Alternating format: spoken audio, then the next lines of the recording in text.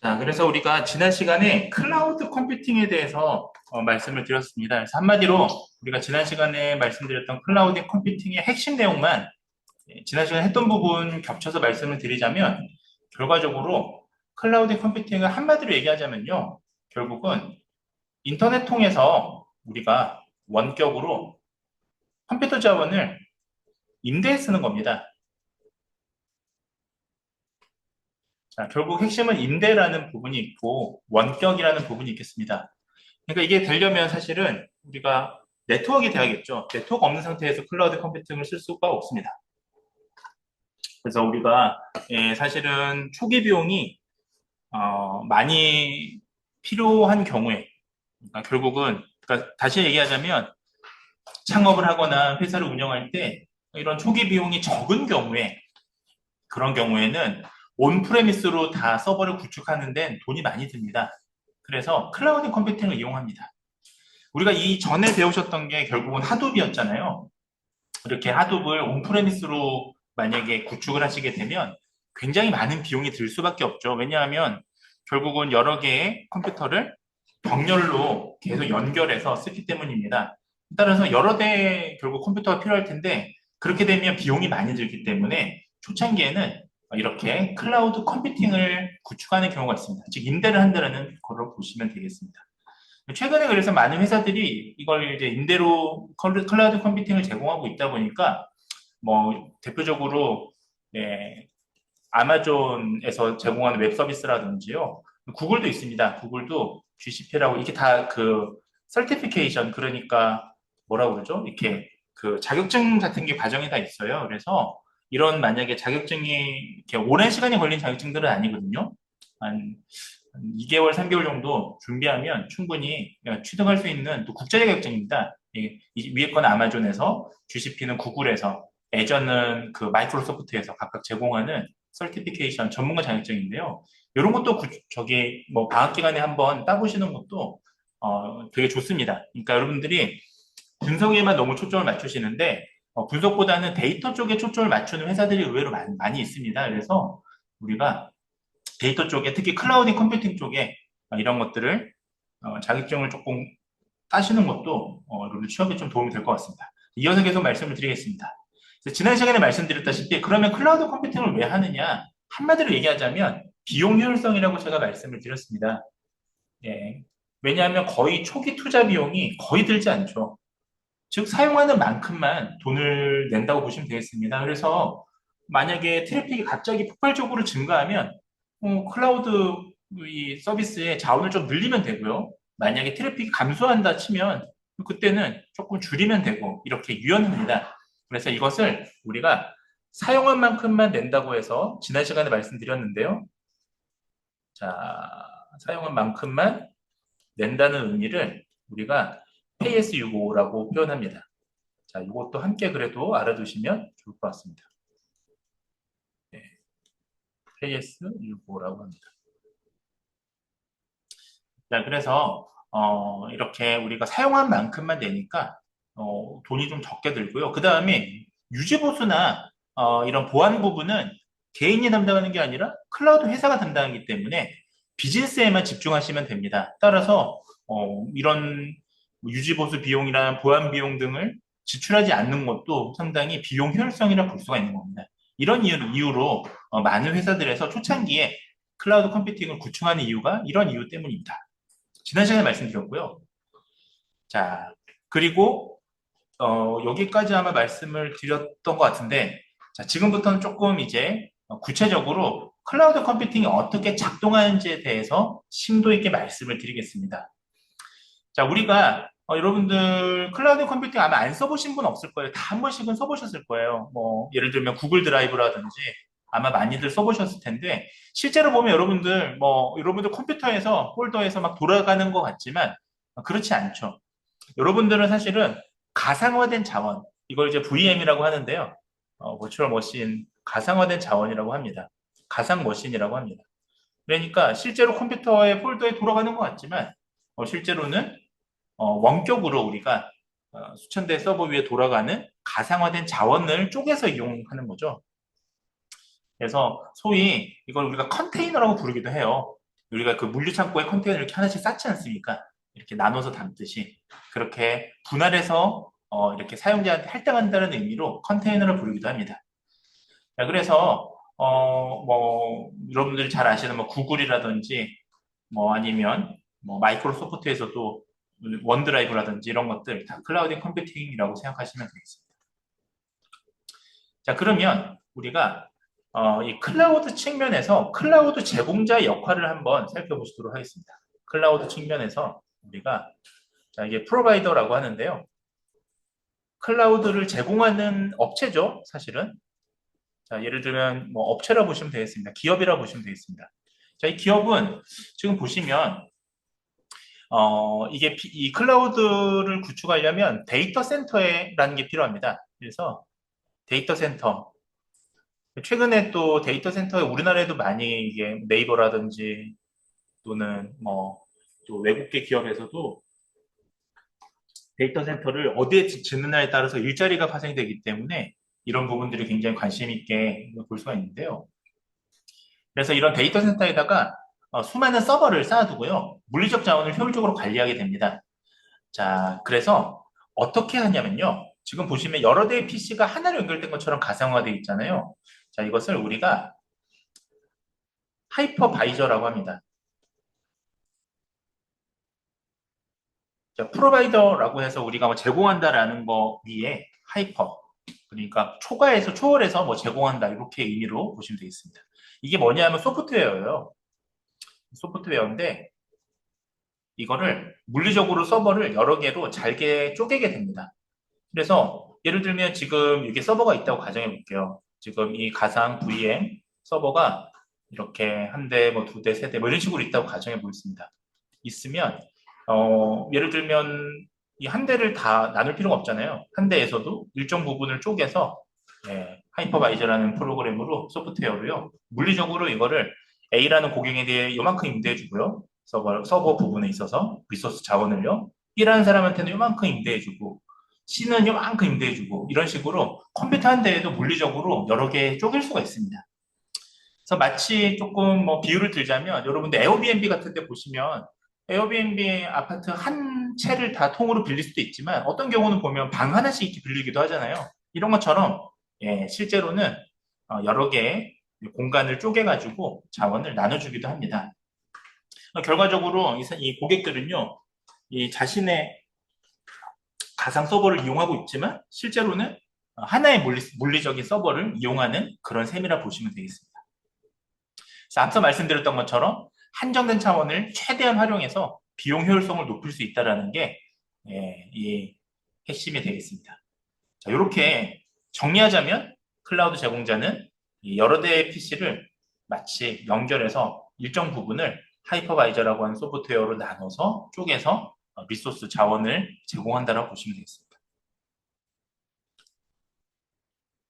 자, 그러면 이게 핵심 기능이 뭐냐? 저기 앞에 돌려보면 결국은 물리적으로 여러 개의 서버라고 하는 자원을 쪼개서 나눠줄 수 있는 게 첫 번째에 우리가 그 핵심 기능이고요. 두 번째는 이게 어떨 때 이 클라우드 컴퓨팅이 어떤 점에서 좋으냐 하면 두 번째는 바로 안정성이 뛰어나고요. 그 다음에 자동화 기능이 있다는 게 핵심 기능이 되겠습니다. 그래서 아까 첫 번째 핵심 기능은 물리적으로 나눠주는 거였고 그래서 비용 효율성이었고 한마디로 요약하자면 두 번째는 비용도 비용이지만 얘를 쓴 이유는 안전적이고 또 자동화가 잘 되어 있기 때문입니다. 예를 들면 개인 PC 같은 경우에 우리가 고장 나면 데이터가 손실돼요. 날아가 버려요. 데이터가 날아가 버리기 때문에 복구하기가 어렵습니다. 뭐 여러 가지 복구 방법을 통해서 뭐 복구를 할 수도 있겠습니다만 뭐 일반적으로는 복구하기 굉장히 어렵습니다. 자, 그러나 클라우드에 저장되어 있는 데이터는 복구할 수가 있죠. 예를 들면 제가 예전에 핸드폰을 한번 물에 빠뜨려 가지고요.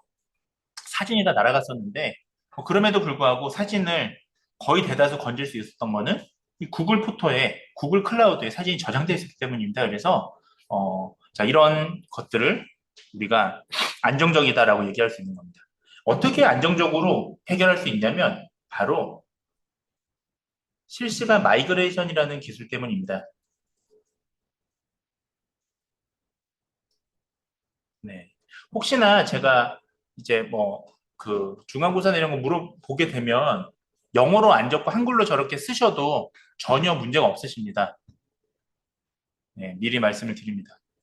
물론 이제 뭐 영어 원어를 찾으셔서 그대로 쓰셔도 되는데 그 경우에는 좀 스펠링에 꼭 주의를 해주셔야 되는 거예요.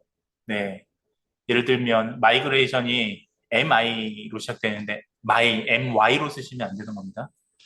자, 여하튼 한글로 쓰시는 게 제일 안전하겠죠. 그런 경우는. 자, 지금 이거는 이제 실시간 마이그레이션은 뭐냐 하면 자, 이제 어떤 고객이 아까 지금 VM 볼추얼 머신으로 이렇게 나눠서 쓴다고 가정해 볼게요. 자, 예를 들면 갑자기 지금 이 사용자의 그 디바이스가 아니라 지금 업체에 만약에 요 서버가 하나가 고장났다고 가정해 볼게요. 업체 서버가 고장날 수도 있잖아요. 그 경우에 업체 이 서버에 담겨 있는 데이터를 고장나면 안 되지 않습니까? 고객의 데이터가 다 날아가잖아요. 실시간 마이그레이션 기술은 바로 옆에 있는 버추얼 머신에 즉시 데이터를 옮길 수 있도록 하는 기술입니다. 그렇기 때문에 실제로 데이터 센터가 뭐 전체 다 화재가 나서 소실되거나 하지 않는 이상 데이터 센터에 있는 서버가 한두 대가 고장이 나더라도요.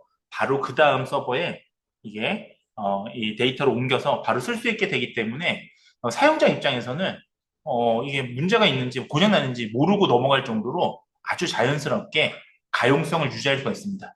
따라서 실시간 마이그레이션이라는 기술 덕분에 안정성을 담보할 수 있다고 볼 수가 있겠습니다. 예. 그러니까 실시간 마이그레이션은 서버가 고장나면 요 서버라는 거는 지금 기업의 서버를 얘기하는 거예요. 업체. 그러니까 예를 들면 구글의 서버가 고장나면 바로 근처에 다른 서버로 기능을 옮겨주는 걸 우리가 실시간 마이그레이션 기술이라고 해요. 자, 그 다음에 두 번째 우리가 안정성을 또 얘기할 수 있는 부분이 뭐가 있냐면 오토 스케일링 기능이라는 게 있습니다. 자, 오토 스케일링 기능이라는 게 있습니다. 이거는 어떤 거냐면 트래픽하고 관련이 있는 거예요. 트래픽은 뭐냐면 여러 사람이 동시에 갑자기 서버에 있는 기능을 쓰게 되면 이게 트래픽이 갑자기 몰리게 됩니다. 이 경우에 이거를 분산을 시켜줘야 되거든요. 그 분산을 시켜주는 기술이 바로 오토 스케일링이라는 기술입니다. 자, 이거 제가 좀 써드릴게요. 이거는 트래픽을 분산해주는 기술이에요. 예. 그래서 지난번에 제가 말씀을 드렸다시피 예를 들면 뭐 코로나19 팬데믹 당시에 갑자기 온라인 강의라든지 뭐 화상 강의 이런 것들이 트래픽이 굉장히 많이 몰리게 됩니다. 왜냐하면 뭐 기업이나 학교에서 다 그 당시에 회의도 그렇고요. 그 비대면으로 시행을 많이 했으니까요. 그럼에도 불구하고 클라우드 제공자의 이 서버가 멈추지 않는 거는 바로 이 오토 스케일링 기술, 즉 클라우드에 많이 가지고 있는 이 기술 덕분이죠. 반대로 생각해 보면 만약에 온프레미스였다면 갑자기 사용자가 는다면 또 서버를 한 대 더 구매해서 더 설치를 하고 했어야 되는데 만약 클라우드를 이용한다면 굳이 그럴 필요 없이 임대 자원을 좀 더 늘리면 되잖아요. 네, 그래서 그런 부분에서 굉장히 유연합니다. 자, 그래서 지금 정리를 하자면 우리가 클라우드 컴퓨팅의 장점은 앞서 말씀을 드렸던 것처럼 정리를 하자면 우리가 컴퓨팅 자원을 자체적으로 준비할 필요가 없고 이게 온프레미스라고 미리 말씀을 드렸습니다. 그러니까 즉 서버를 직접 구축할 필요가 없고요. 이런 클라우드 컴퓨팅 플랫폼 제공자를 통해서 원격 사용이 가능하니까 즉 임대를 하는 거죠. 그래서 자원을 우리가 유연하게 쓸 수가 있습니다. 그 덕분에 앞서 말씀을 드렸던 여러 가지 유지 보수나 운영 인력이나 보안 같은 경우도 크게 절감할 수 있는 굉장히 비용 효율적이다라고 아까 말씀드렸습니다. 이런 장점이 있다라고 정리해 볼 수가 있겠습니다. 하지만 단점도 있습니다. 자, 장점은 아까 제가 정리해 드렸던 잠시만 넘어갈게요. 앞으로 당길게요. 네. 핵심만 다시 얘기하자면 장점은 첫 번째 비용 효율성, 두 번째 안정성, 세 번째, 장점이라고 써놓을게요. 세 번째 장점은 자동화. 이게 되겠습니다. 이게 핵심입니다. 결과적으로. 자, 이것들을 가능하게 했던 이제 기술들이 아까 제가 말씀드렸던 실시간 마이그레이션이나 오토 스케일링, 이런 것들이 이제 안정성을 담보해주는 기술이다라고 말씀을 드렸는데요. 자, 그러나, 자, 지금부터 말씀드릴 건 단점입니다. 단점도 꼭 알아두셔야 되는데, 자, 클라우드 컴퓨팅 장점이 되게 많지만, 단점도 있어요. 제가 여기서 정리를 해드리겠습니다. 자, 첫 번째는 보안입니다. 자, 단점 첫 번째는 보안이 되겠습니다. 이건 뭐냐면, 내 데이터가 내 서버에 보관되는 게 아니라, 지금 남의 서버에 있다는 게 핵심입니다. 아마 여러분들 지브리 사진 뭐 이런 거 유행할 때 얼마 전에요. 여러분들 개인 정보 사진 찍어서 올리면 이게 개인 정보가 유출될 수 있다라는 걸 아마 언론에서 본 적이 있을 겁니다. 왜냐하면 여러분들이 얼굴만 들어가는 게 아니라 여러분들이 보통은 이 회원 가입을 해서 쓰기 때문에 여러분들의 그 정보가 다 들어가요. 좀 보안에 대해서 한 말씀만 더 드리면 구글이나 이런 데서 여러분들 보안을 되게 개인정보 적극적으로 많이 활용하고 있거든요. 왜냐하면 여러분들이 구글 가입할 때 그 핸드폰이나 이런 걸 보시면 보안 활용의 체크에 동의를 해놓으신 분들이 대부분이에요. 그러면 뭐 궁금하신 분들은 나중에 유튜브나 이런 데서 찾아보시면 쭉 나옵니다. 그럼 여러분들의 모든 행동 패턴이나 수집 데이터들이 구글의 서버에 이제 그 수집이 돼서 마케팅이나 여러 가지로 활용이 되는데요. 어쨌든 중요한 거는 그래서 얼굴만 수집된 게 아니라 여러분들의 그 계정에 있는 개인정보가 다 수집이 됩니다. 뿐만 아니라 여러분들 또 올 초에 유행했던 그 딥시크 같은 경우에도 이 보안적인 부분들이 굉장히 문제가 됐었는데요. 결과적으로 우리가 지금 문제가 되는 보안은 이게 내 서버에 저장되는 게 아니라 결국 클라우드의 서버를 한번 거치고 오기 때문에요. 특히 개인정보라든지요. 그 다음에 민감 정보라고 합니다. 민감 정보는 우리가 기밀 정보를 포함하는 건데요. 여하튼 굉장히 중요한 데이터들은 결국은 클라우드 컴퓨팅을 이용하시게 되면 그쪽에 다 한번 거쳐오기 때문에 보안적인 문제를 초래할 수밖에 없습니다. 그래서 사실 요즘 많은 사람들이 특히 또 GPT를 그러니까 생성형 인공지능을 이용하시면서 특히나 이런 개인정보 문제가 사실 굉장히 많이 대두되는 시점입니다. 자, 그 다음에 두 번째는 또 뭐가 있냐면요. 우리가 음, 자, 네. 요 정도만 들리면 되겠습니다. 보안만. 예, 뒷부분 좀 어려운 내용이라서 넘어가도록 하겠습니다. 자, 여하튼 우리가 보안적인 부분들 조심하셔야 됩니다. 자, 이 좀 몇 가지 사례만 좀 보시겠습니다. 이게 일본 사례인데요. 네, 일본의 그 백업 스크립트 오류로 인해서 5,698개 기업의 데이터를 예, 날려먹은 그런 사례가 있었습니다. 이때는 복구 타임머신이 없었기 때문에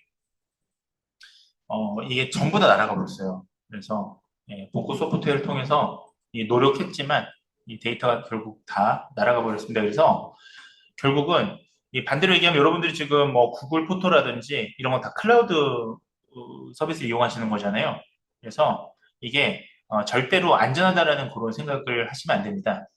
여러분들이 따로 백업을 하시거나 이런 전략을 또 직접적으로 챙겨야 되는 이유 중에 하나입니다. 자, 그 다음에 이제 여기까지가 이제 우리가 저장 기술이었고요.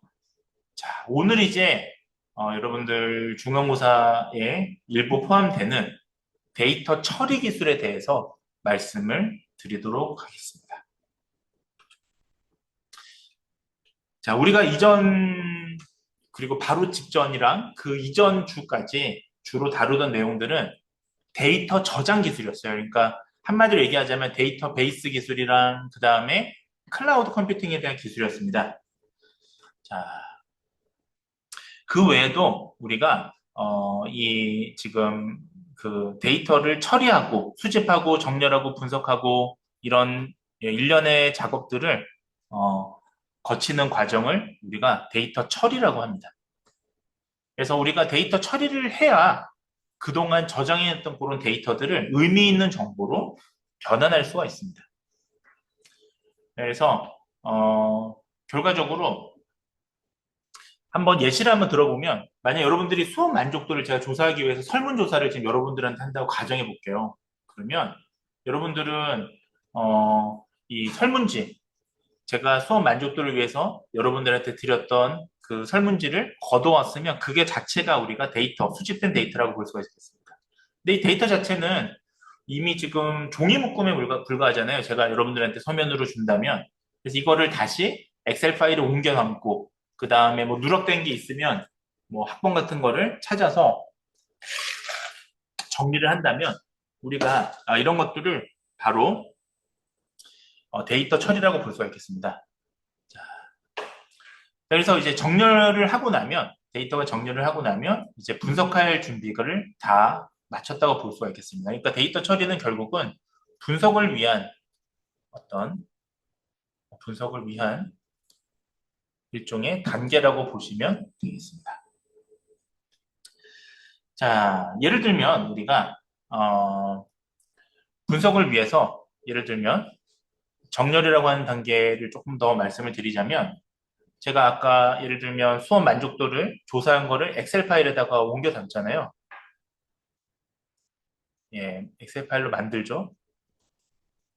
그러니까 그 종이로 된 설문을요. 예를 들면요. 그러면 엑셀 파일로 만들어서 끝나는 게 아니라 이제 우리가 의미 있는 정보로 변환하는 과정이라고 아까 위에 말씀을 드렸지 않습니까? 그래서 우리가 여기서 그치지 않고요. 대부분 뭘 하냐면 우리가 대표값을 많이 파악합니다. 예를 들면 평균이나 표준 편차나 이런 어떤 대표값들, 산포도 이런 것들을 우리가 계산하게 되거든요. 자, 그래서 네, 이런 것들을 그 계산을 하기 위해서 우리가 이렇게 절측값도 찾고, 빠져있는 값도 찾고, 이런 것들을 하게 됩니다. 자, 그래서 결과적으로는 우리가 분석을 위해서 의미 있는 정보를 찾는 그런 분석을 위해서 이렇게 여러 가지 정보를 이렇게 처리하는 그런 과정이라고 보시면 되겠습니다. 자, 빅데이터 처리를 하는 솔루션에 대해서 몇 가지만 좀 알려드리도록 하겠습니다. 자, 몇 가지 좀 보시면요. 아주 가볍게 여러분들이 쓰는 데이터 처리 솔루션 기술 툴을 좀 보시면요. 예, 도구를 보시면 대부분 제일 많이 쓰시는 게 초기 단계에서는 엑셀 많이 쓰십니다. 그쵸? 예, 뭐 구글 시트와 사실 같은 내용이고요. 자, 이런 것들 많이 쓰고 그 외에도 보시면 자, 데이터 처리를 위해서 우리가 R이라든지요, 뭐 SES라든지 그 다음에 아마 사회과학 쪽에서는 SPSS도 많이들 씁니다. 그 다음에 공학이나 이쪽에서 판다스를 많이 씁니다. 근데 이제 이게 좀 차이가 있는데요. 이게 왜냐하면 사회과학에서는 SPSS를 많이 쓰는 이유가 각각 변수들이 이게 그 정형 데이터가 많고요. 그 안에 특성들이 어떤 특성이 담겨져 있는지에 대한 수치가 이게 일반적인 수치가 아니라 다 하나하나 인덱스인 경우가 많습니다. 특성을 이렇게 추려야 되는 경우가 많아서 SPSS를 좀 많이 쓰고요. 이런 공학에서는 그런 것보다 예를 들면 이미지나 영상 쪽 이런 것들이 많아서 파이썬 같은 것들을 많이 씁니다. 자, 그 외에도 데이터 이제 나중에 우리가 아마 중간고사 이후에 배우실 시각화 도구로 또 대표적인 게 태블로라든지요. 파워 BI 이런 것도 많이 쓰죠, 사실은. 네, 이런 도구들이 많이 사용되고 있습니다. 네, 그 외에도 우리가 빅데이터를 처리하기 위한 플랫폼으로 지난번에 말씀을 드렸던 아파치에서 만든 허드비라든지요. 네, 스파크, 이건 이제 프로그래밍 언어가 되겠습니다. 아파치에서 만든 스파크 언어. 이런 것들도 많이 씁니다. 자, 이렇게 쭉 보시면 되겠습니다. 네, 참고 삼아 보시면 되겠습니다. 자, 지금부터 데이터 처리 유형에 대해서 몇 가지만 간단히 말씀을 드리도록 하겠습니다. 자, 먼저 데이터 처리 유형은 크게 보면 하나, 둘, 셋, 넷, 다섯 개로 나눌 수 있는데요. 이것들을 하나씩 살펴보도록 하겠습니다. 먼저 분산 처리라는 것이 있습니다. 분산 처리는 우리가 지난 시간에 데이터 저장 파트를 말씀드리면서 간단히 길게 또 말씀을 드렸었는데요. 우리가 병렬 처리를 위해서 상호 연결된, 그러니까 결국 가로로 계속 붙인다고 말씀을 드렸잖아요. 예, 병렬로 이렇게 서버들을 효율적으로 쓰기 위해서 붙입니다. 그래서 이 데이터를 서버의 데이터 처리 작업을 분산해서 예, 분산 또 처리를 한다고 말씀을 드렸잖아요. 하둡 같은 경우에. 그래서 대규모 시스템과 빅데이터 애플리케이션의 효율성을 향상시키는 방법, 이런 것들 우리가 분산 처리라고 합니다. 예. 그래서 데이터 처리 유형 중에 분산 처리라고 하면 말 그대로 우리가 자, 병렬 처리 또는 데이터를 분산해서 이렇게 저장하고 처리하는 기술을 얘기한다라고 말씀드렸습니다. 자, 데이터 처리 두 번째는 실시간 처리입니다. 자, 말 그대로 리얼타임, 실시간입니다. 그래서 데이터가 생성되거나 수신되는 즉시 처리하는 그런 방식이 되겠습니다. 그래서 지연 시간이 짧고 응답 시간이 빠르고 또 모니터링 시스템이나 금융 거래 같은 이런 애플리케이션에 주로 사용이 됩니다. 자, 세 번째는 트랜잭션 처리라는 것이 있습니다. 자, 트랜잭션 처리는 뭐냐면요. 우리가 은행 업무라든지 온라인 거래 같은 애플리케이션에서 일반적으로 사용되는 우리가 데이터 입력, 검색 이런 개별 작업의 실시간 처리를 우리가 트랜잭션 처리라고 합니다. 이것은 백업도 필요하고요. 또 빠른 복구도 필요하고요. 또 처리 단계별 확인 작업도 필요합니다. 자, 그 다음에 네 번째는 일괄 처리라는 것이 있습니다. 그래서 우리가 일련의 데이터 처리 작업을 또 한꺼번에 또는 이제 그룹으로 나눠서 실행하고요. 시간이 지남에 따라서 이것을 대량으로 처리하고 일반적으로 데이터 백업이나 보고 생성 같은 비실시간 작업에 사용하는 것들을 우리가 일괄 처리라고 합니다. 마지막으로 다중 처리라는 것이 있습니다. 우리가 이거는 뭐냐면요. 한 대가 아니라 여러 프로세서나 컴퓨팅 시스템을 이용해서 동시에 작업을 실행하고요. 또 작업을 더 작은 하위 작업으로 나눠서 동시에 처리하는 소위 고성능 컴퓨팅에 많이 쓰는 기술이 되겠습니다. 데이터 처리가 되겠습니다. 그래서 정리하자면 우리가 데이터 처리에 우리가 방식에 있어서 유형을 나누자면 자, 분산 처리, 실시간 처리, 트랜잭션 처리, 그다음에 일괄 처리, 다중 처리가 있다는 것들 꼭 기억해 주시면 좋겠습니다. 자, 요거는 제가 시간 관계상 넘어가겠습니다. 저희가 인클래스를 아예 안 할 건 아니고요. 지금 이 인클래스가 있는 거는 보통 지금 PBL 수업들이거든요. 근데 현재 지금 저희 수업은 PBL로 진행되는 건 아닌데 여하튼 제가 중간고사 이후에 여러분들이 이 인클래스를 할 수 있도록 조금 이번에는 하지 않고 지나가도록 하겠습니다. 자, 여기까지가 오늘 배우실 전반부 내용이 되겠습니다. 잠시만요.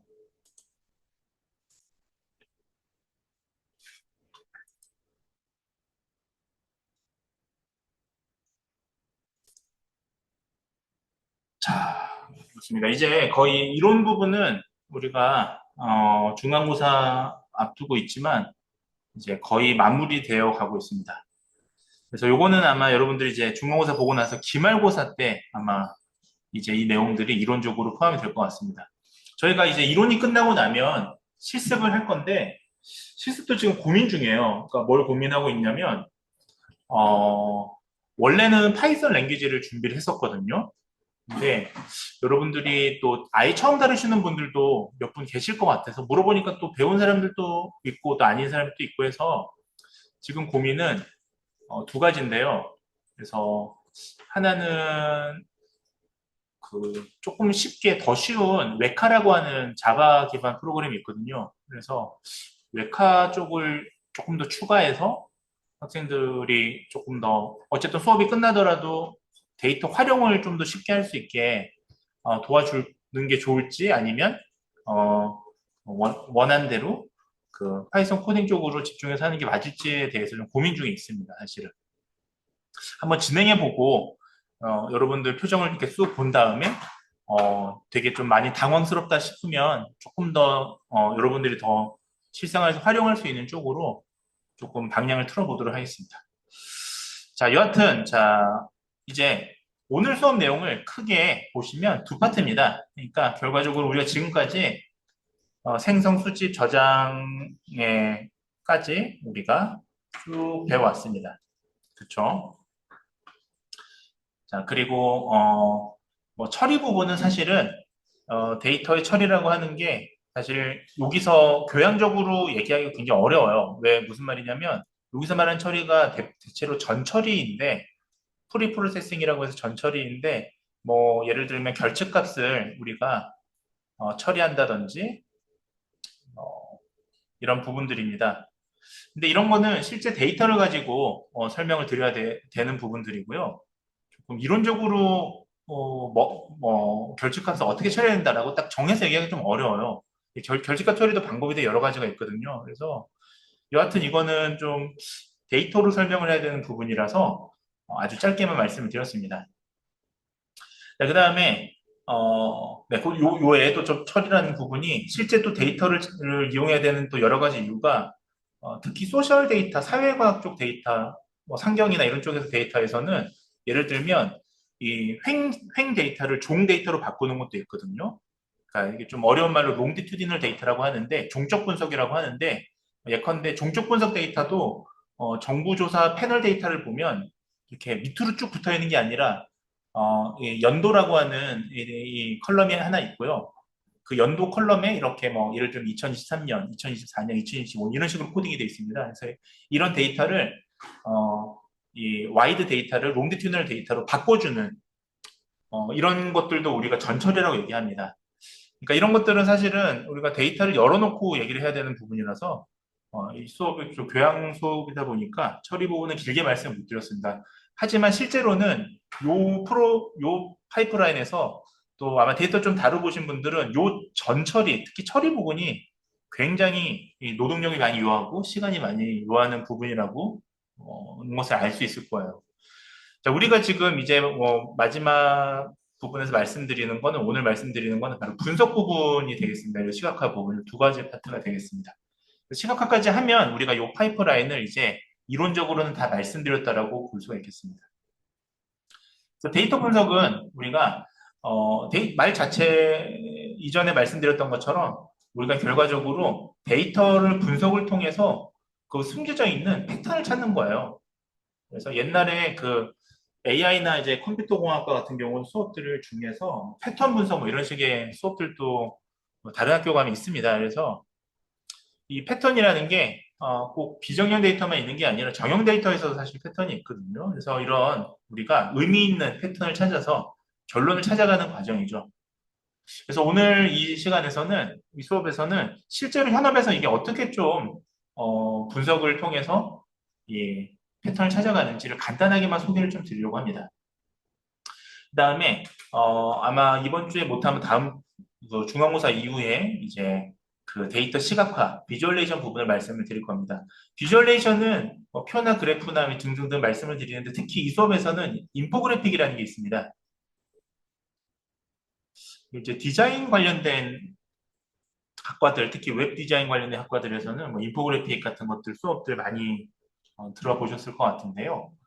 결국 분석 결과를 여기 바로 위에서 진행하는 이 분석 결과를 직관적으로 전달하는 아주 시각적으로 전달하는 기술이라고 보시면 되겠습니다.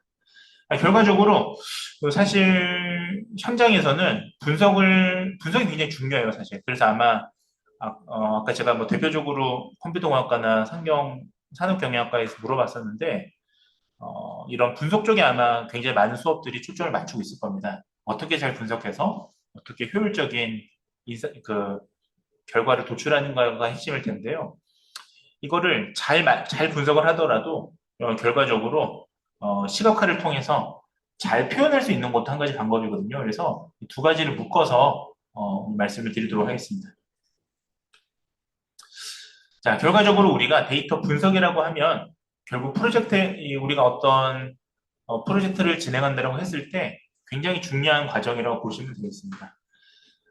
결과적으로 이 분석을 통해서 우리가 의미 있는 결과를 도출하는 거죠. 그렇게 생각을 하시면 되겠습니다. 자, 우리가 데이터 분석 개념을 한번 보시기 전에 몇 가지 좀 용어를 살펴보시면 좋을 것 같습니다. 특히 세 가지 우리가 혼용되면서 실제로 많이 사용되는 용어들이 있습니다. 데이터를 분석하는 부분에 있어서. 자, 먼저 보시면 데이터 분석가. 분석가라고 하니까 좀 여러분들이 낯설 수 있는데, 애널리스트, 데이터를 분석하는 사람이라는 우리가 용어가 많이 쓰이고요. 두 번째는 데이터 사이언티스트입니다. 데이터 과학자라고 부르기도 했고요. 예, 사이언티스트가 있고, 세 번째는 데이터 엔지니어가 있습니다. 데이터 공학자가 있습니다. 자, 이런 용어들이 사실은 상당히 많이 혼용돼서 사용이 되고 있는데요. 하나씩 좀 살펴보시면, 먼저 데이터 분석가는 아마 지금 여기서 가장 유사한 게 아마 산업공학과나 산업경영학과처럼 그야말로 분석 쪽에 초점을 맞춘 사람들을 의미합니다. 이 사람들은 이제 주로 데이터를 뭐 SQL이나 엑셀이나 파이썬 뭐 이런 걸로 가공해서 우리가 보고서나 이런 뭐 대시보드나 이런 것들을 설계하고 작성하는 그런 일들을 하게 됩니다. 그래서 이게 사실은 회사에 보시면 데이터 분석을 하는 이런 일을 처리하는 사람들이 굉장히 많이 요즘 늘어가고 있습니다. 왜냐하면 각 회사들이 과거와는 다르게 자체적으로 데이터를 구축을 해가지고요. 그걸 통해서 인사이트를 얻고, 예, 그 인사이트를 통해서 뭐 매출도 증대시키고 이런 것들을 많이 하기 때문이죠. 결과적으로 이 데이터 분석이라는 거는 데이터 간의 관계를 파악하거나요. 파악된 관계를 이용해서 또 새로운 어떤 인사이트를 얻는 그런 하나의 일련의 과정이다라고 보시면 되겠습니다. 예전에 한번 말씀드렸던 거라서 간단하게 말씀드리겠습니다. 그 다음에 데이터 과학자는 사실 이제 저 같은 사람이 데이터 과학자죠. 그래서 우리가 이거는 데이터 패턴을 발굴해서 예측 모델링을 만드는 사람들이라고 보시면 되겠습니다. 그러니까 분석에서도 주로 이제 활동을 하긴 합니다만 이분들은 주로 알고리즘에 좀 더 관련이 있습니다. 그래서 머신러닝이나 딥러닝이나 여러 가지 이제 좀 더 예측에 뛰어난 이런 부분 모델링을 만들어서 설계하고 이런 알고리즘을 연구하는 사람들입니다. 네. 자, 그 다음에 데이터 엔지니어는 뭐 말 그대로 가장 어떻게 보면 포괄적이고 또 가장 데이터와 AI 시대에도 필요한 직접적인 일을 하시는 분들 중에 하나입니다. 그래서 우리가 이전에 수업 때 배웠던 우리가 데이터 웨어하우스라든지 데이터베이스를 구축, 관리하는 소위 백엔드죠. 그래서 백엔드도 함께 하고요. 뿐만 아니라 데이터 파이프라인이나 튜닝을 한다든지 또 여러 가지 시스템도 개발한다든지 이런 또 프론트엔드 일도 같이 하는 그런 역할이라고 보시면 되겠습니다. 결과적으로 이런 데이터 분석은요, 우리가 앞서 말씀을 드렸다시피 이런 그 원시 데이터, 로우 데이터를 실행 가능한 이런 인사이트로 바꿔주는 하나의 과정이라 보시면 되겠습니다. 자, 그래서 우리가 데이터를 잘 분석하기 위해서 우리가 할 수 있는 거는 결과적으로 데이터의 관계를 잘 파악을 해야 되고요. 예, 그 다음에 관계를 활용해서 예측이나 결국은 분류를 시행을 하게 됩니다. 크게 보면 결국은 예측을 하거나 분류를 하는 걸 우리가 데이터 분석이라고 얘기합니다. 아주 크게 봤을 때는요. 뒤에서 또 말씀을 드리도록 하겠습니다. 자, 그 다음에 마지막으로 이걸 통해서 예측 분류를 통해서 하나의 인사이트를 얻는 이 과정이다라고 말씀드렸습니다. 인사이트라는 게 결과적으로 예측을 해서 뭐가 어떻게 나왔다 이런 것보다는요. 결과적으로 저희가 말하는 인사이트라는 거는 이게 만약에 사람에 국한되는 거라면 행동을 변화시켜 주는 거라고 보시면 돼요. 그러니까 마케팅이나 이런 부분에서는 뭐 소비자의 단순히 이게 뭐 어떻게 바꾸면 매출이 증대될 것입니다로 그치는 게 아니라 그걸 통해서 이 사람들의 행동에 영향을 주는 하나의 강력한 메시지를 우리가 인사이트라고 합니다. 사실 행동뿐만 아니고요, 사람뿐만 아니고요, 뭐 예를 들면 불량품을 줄인다든지 이런 부분, 이런 기계적인 부분에 있어서도 결과적으로 어떤 예측을 통해서 불량품을 줄이는 하나의 아키텍처를 새로 만드는 뭐 이런 식으로 뭔가 변화하는 그런 메시지를 우리가 인사이트라고 합니다. 자, 그러면 지금부터 이제 본격적으로 들어가 보시도록 하겠습니다. 자, 우리가 데이터 분석이 왜 중요하냐면 결과적으로 데이터 분석 결과가 우리가 알고자 하는 어떤 목표와 관련이 되어 있기 때문입니다. 자, 반대로 얘기하면 우리가 목표가 뚜렷해야 됩니다. 자, 목표가 뚜렷해야 사실 분석도 정확할 수가 있습니다. 다시 쓸게요. 안 지워지네. 네. 분석도 정확할 수가 있습니다. 자, 우리가 뭐 무턱대고 만약에 다트가 있는데 다트판에다가 아무리 뭐 무조건 이렇게 막 어떤 목표 없이 어디 맞출 거 없이 그냥 아무 생각 없이 던져버리면 목표를 다 빗나가게 됩니다. 데이터도 마찬가지입니다. 그러니까 예를 들면 뭐 고객 이탈을 줄이겠다라고 한다면 이탈이라는 게 뭔지 정리도 정확히 해야 되고요. 또 측정도 정확히 해야 됩니다. 이런 게 명확해야 나중에 분석도 거기에 따라서 명확하게 결과를 얻을 수가 있습니다. 그래서 일련의 과정들이 데이터 소스를 통해서 지금까지 말씀드렸던 내용들이거든요. 내부 데이터, 외부 데이터를 적절히 이용해서 데이터를 수집하고 그동안 우리가 배웠던 것들입니다. 그래서 데이터를 수동으로 수집하거나 자동으로 크롤링이나 로고 수집기 이런 것, 센싱 이런 걸 통해서 또 자동으로 수집하고 데이터를 저장해서 정형 데이터, 비정형 데이터 따로따로 저장을 해서 또 이 분산 병렬로 저장을 해서 처리도 마찬가지로 하둡 같은 이런 걸 통해서 또 처리하거나 아니면 실시간으로 처리하거나 이런 처리를 통해서 자, 이제 분석을 하고 시각화를 하게 되는 겁니다. 자, 그러면 본격적으로 빅데이터 분석 방법에 대해서 말씀을 드리겠습니다. 자, 그 전에 이 데이터 분석에 대한 기술을 우리가 데이터를 분석하는 게 빅데이터만 있는 게 아니에요. 우리가 보시면 통계 분석도 있고요. 그 다음에 머신러닝이라고 해서 우리가 잘 아시는 기계학습 방법도 있고 또 그 외에 지금은 잘 쓰이지 않습니다만 특히 또 사회과학에서는 데이터 마이닝이라는 용어를 많이 쓰고 있습니다. 머신러닝하고 좀 굉장히 비슷한데요.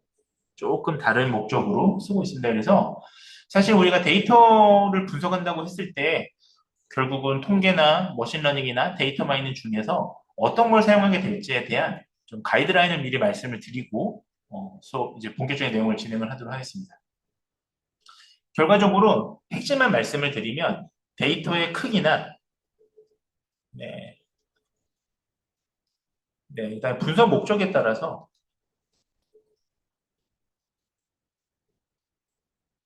이런 데이터 분석 방법이 나뉘게 됩니다. 자, 여러분들이 이제 데이터를 사실은 제가 왜 자꾸 이걸 강조를 드리냐면 아마 이제 학부에서는 데이터를 기획하시기보다는 아마 주어진 과제를 많이 하시잖아요. 그러니까 쉽게 다시 말씀을 드리면 어떻게 절차에 따라서 뭘 해와라라는 거에 대한 태스크를 많이 하게 되죠.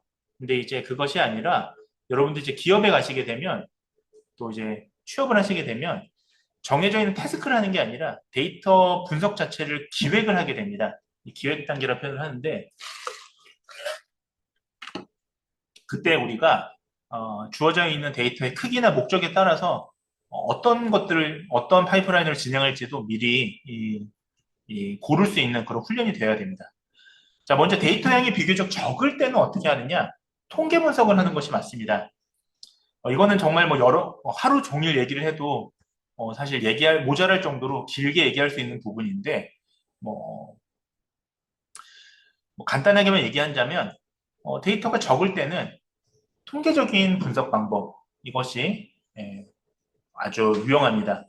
통계적인 분석 방법이라는 것은 우리가 쉽게 얘기하면 확률과 추론으로 설명을 가능합니다. 네. 그래서 우리가 정규분포를 그리고 거기에 따라서 이 데이터가 이제 위치되어 있는 것들을 통해서 추론, 얼마큼 차이가 있는지 뭐 이런 것들을 하는 거죠. 자, 예를 들면 제가 만약에 회사가 어떤 것들을 조사를 해서 뭐 설문을 조사했어요. 뭐 고객 만족도 이런 걸 조사했습니다. 예를 들면 500명을 대상으로 예를 들면 설문을 진행한다라고 한다면 이때는 이것도 목적에 따라서 예를 들면 뭐 T 테스트를 시행할 거냐, 아니면 카이스퀘어를 할 거냐. 잠깐만요.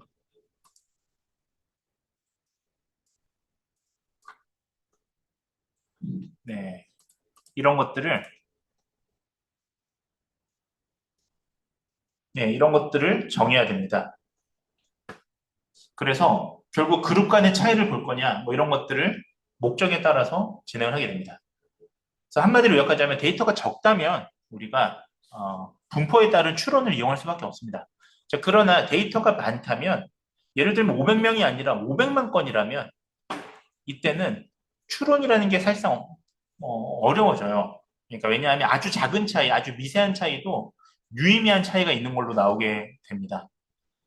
따라서 이런 아주 대규모 데이터라면, 이런 대규모 데이터라면 머신러닝 기법이 필요합니다. 만약에 500만 건의 데이터를 전통적인 통계 방법으로 한다면 이거는 모두 다 유의미하게 나올 거예요. 어떤 변수도. 그렇기 때문에 이런 것들은 어떤 분포에 따른 어떤 그 확률적인 차이를 보는 게 의미가 없습니다. 자, 이럴 때는 예를 들면 뭐 랜덤 포레스트나 XG 부스트나 이런 뭐 머신러닝 알고리즘을 이용해서 데이터 기반에서 미래를 예측하거나 분류하는 이런 게 훨씬 더 효과적입니다. 뒤에서 좀 말씀을 드리겠습니다. 자, 마지막으로 데이터 마이닝이라는 용어가 머신러닝하고 좀 비슷한데요. 자, 이거는 이미 있는 데이터 속에서 의미 있는 패턴이라든지 특성을 발견해서 이걸 찾아내는데 목적이 있습니다. 그래서 예를 들면 뭐 연관 분석 이런 게 있거든요. 연관성 분석 이런 게 이제 파이썬으로도 할 수 있는데 보통은 R 같은 걸로 분석을 많이 합니다. 그래서 뭐 예전에 장바구니 분석이라고 불렀던 분석들인데요. 예컨대 숨은 규칙을 찾을 때 예를 들면 숨은 연관 규칙을 찾을 때 이런 것들을 많이 씁니다. 예를 들면 뭐 뒤에서 말씀을 또 드릴 텐데 예를 들면 뭐 맥주를 구매한 사람들이 뭐 감자칩도 많이 구매하는지 맥주를 구매한 사람들이 뭐 치킨도 많이 구매하는지 뭐 이런 식의 어떤 특정 상품을 구매한 사람이 어떤 상품을 구매하는가 이런 어떤 하나의 패턴 이런 것들을 찾을 때 많이 씁니다. 자, 그래서 결과적으로 우리가 이런 목적에 따라서 좀 다릅니다. 기계학습도 마찬가지예요. 기계학습도 예측이나 분류를 할 때 쓰는 거고요. 데이터 마이닝은 연관 규칙을 찾는 거에 조금 더 특화되어 있다고 생각하시면 되겠습니다.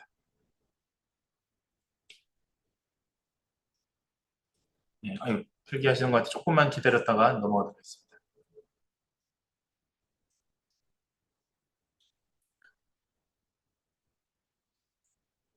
그리고 이 수업에서 저희가 아마 중간고사 끝나고 제가 저번에 말씀드렸던 것처럼 12주차, 13주차 그쯤 되면 이제 저희가 이 수업에서 특별히 그 LLM 최근에 LLM으로 MCP 같은 거 이제 여러분들 한번 체험하는 그런 외부 그 특강이 있을 거거든요. 줌으로 하는 특강이요.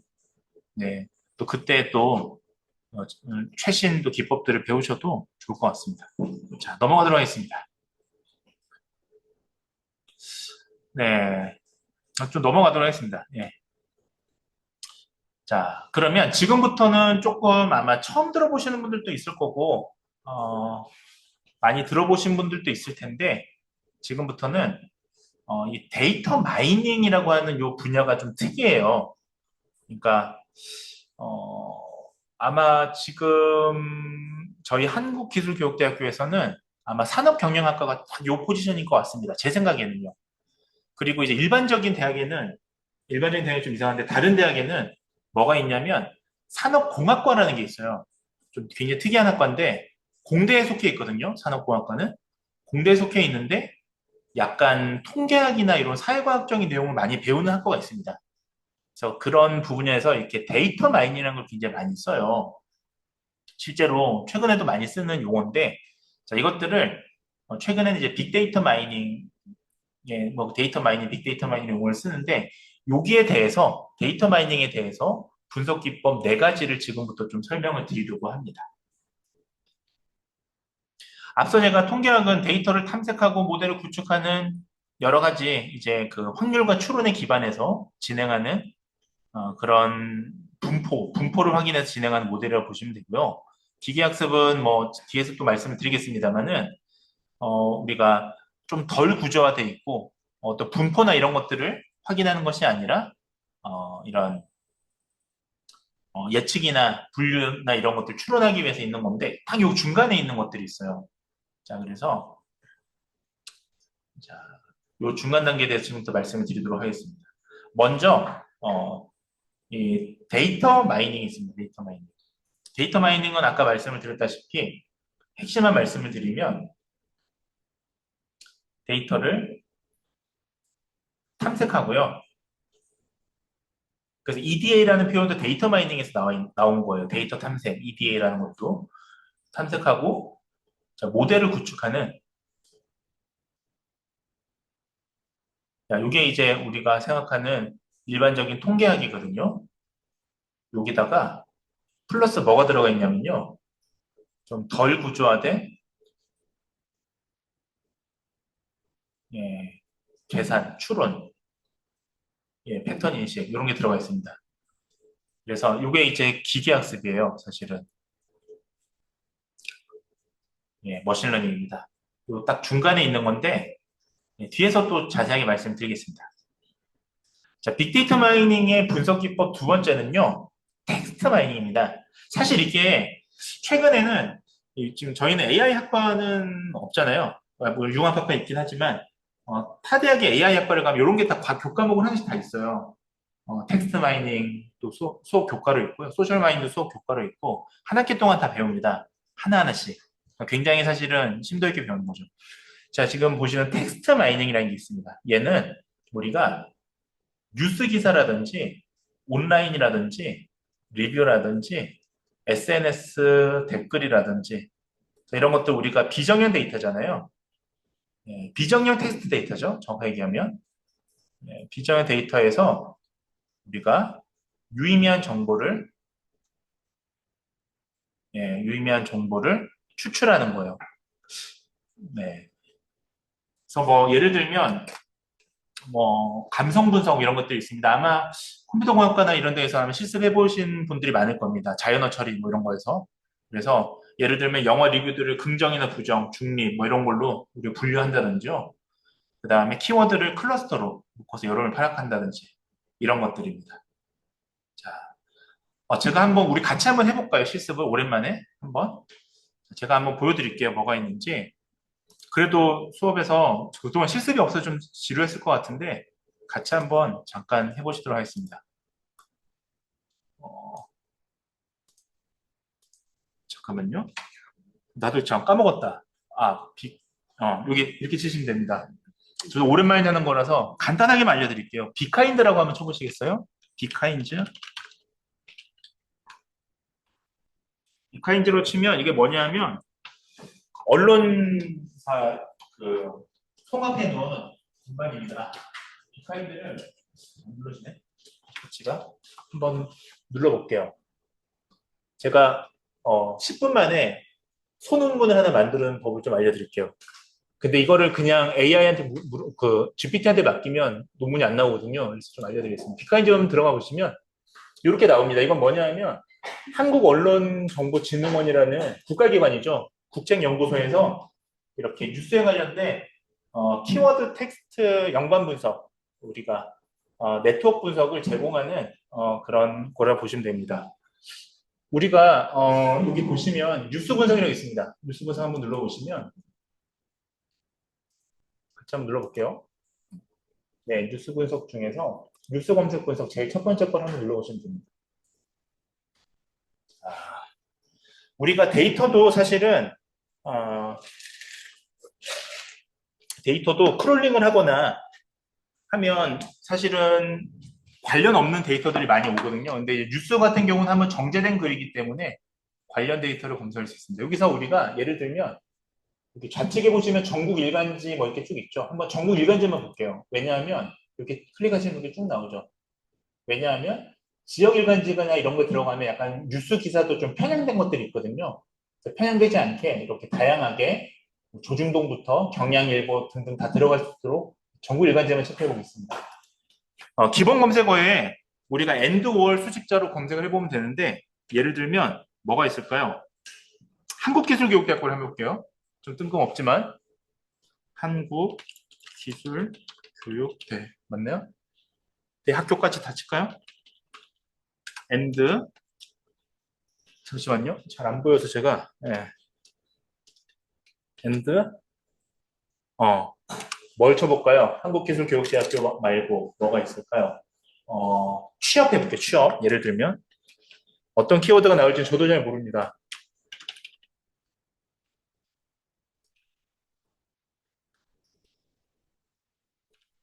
엔트를 치시면 검색어가 0건이네요. 왜 그러지? 잠깐만요. 엔드가 소문자로 들어가 있네요. 네. 잠깐만요. 제가 좀 안 보여서 다시 제가 해드릴게요. 엔드 소문자죠.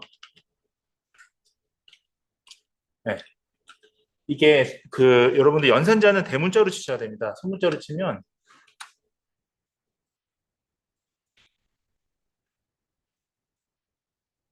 네, 쭉 나오죠. 8건밖에 안 나오네요.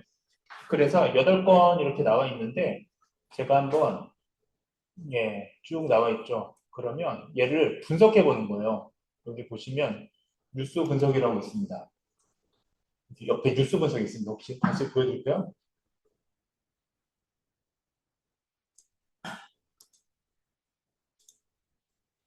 여기서 아까 다시 한번 한국기술교육대학교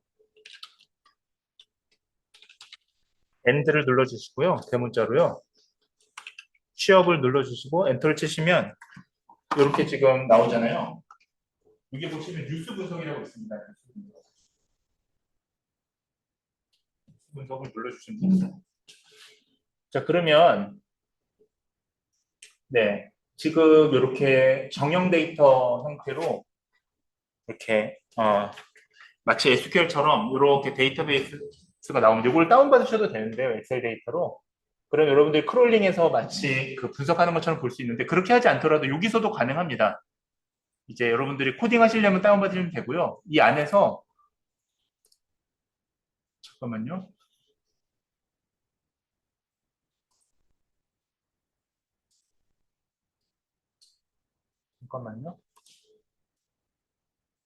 잠깐만요. 여러분들. 저도 오랜만이어가지고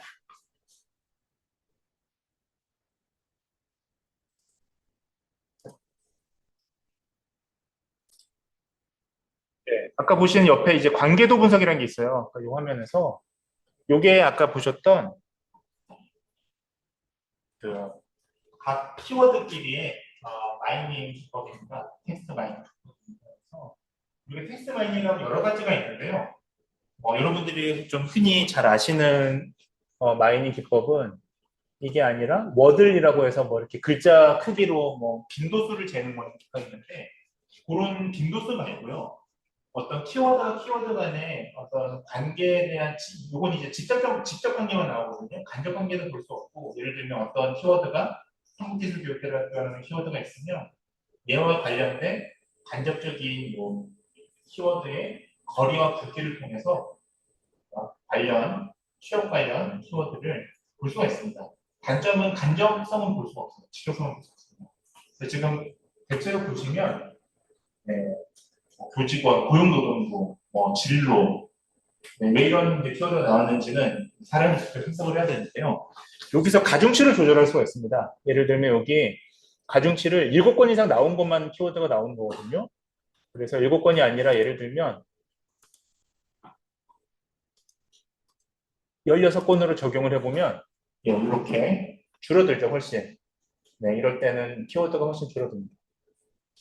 자, 제가 만약에 요거 말고요. 네, 잠시만요. 그 다음에 여기서 위에 보시면 뭐 기관과 관련된 검색어, 인물과 관련된 검색어를 따로 누르면 이렇게 인물은 이렇게 기관은 이렇게 이런 식으로 선택해서 볼 수가 있습니다. 이런 것들이 있고요. 잠시만요.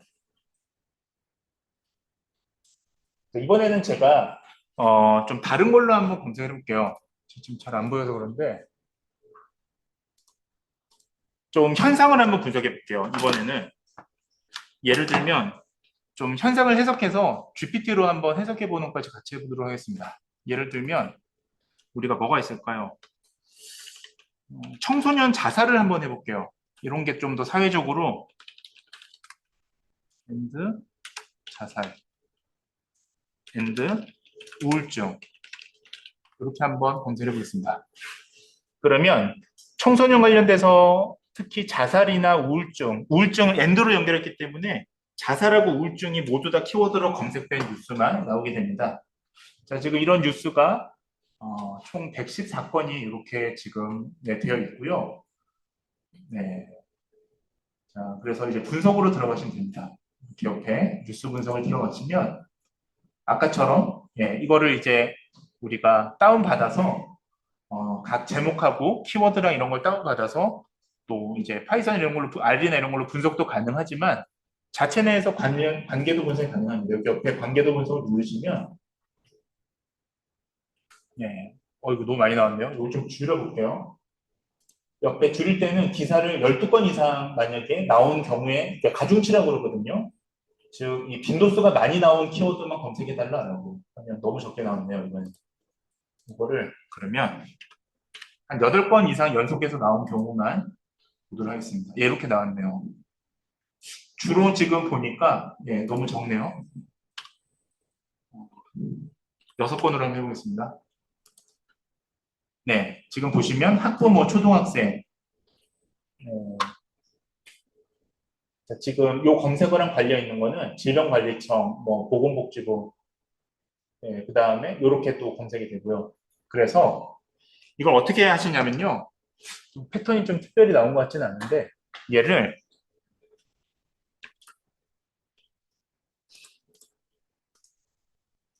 잠깐만요. 이미지를 복사를 한번 눌러주세요.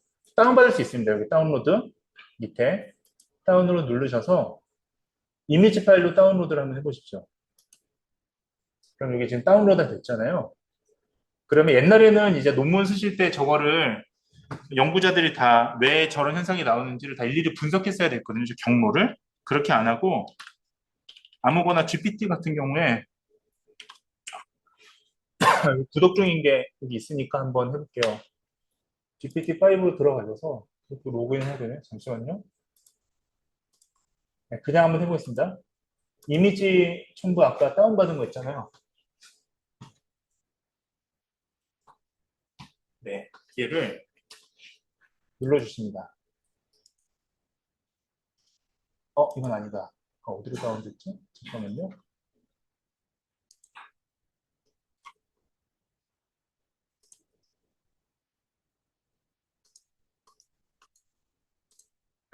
이걸 다운을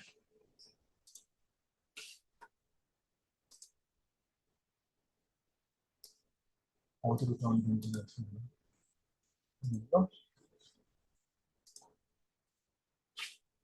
네, 잠시만요. 자, 이렇게 다운이 됐잖아요. 다운이 된 거를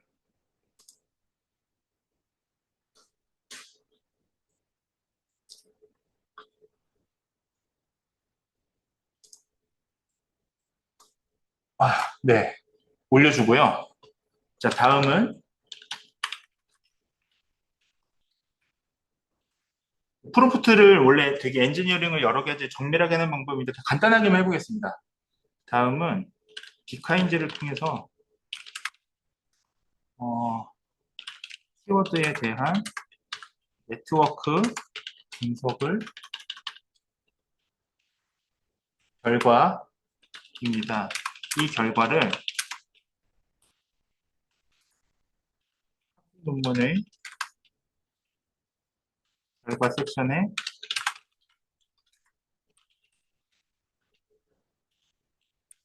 분석해서 네, 이렇게 제가 한번 해보겠습니다.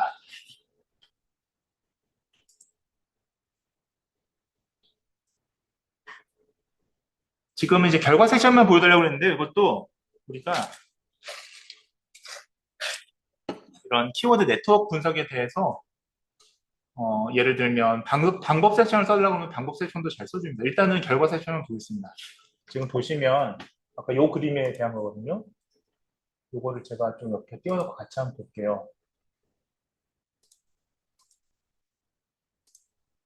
네, 아까 이 그림에 대한 거죠. 지금 보시면 청소년 자살이라고 하는 이 검색어랑 각각 이게 어떤 의미가 있는지를 지금 GPT가 나름대로 그럴싸하게 이제 분석을 해줍니다.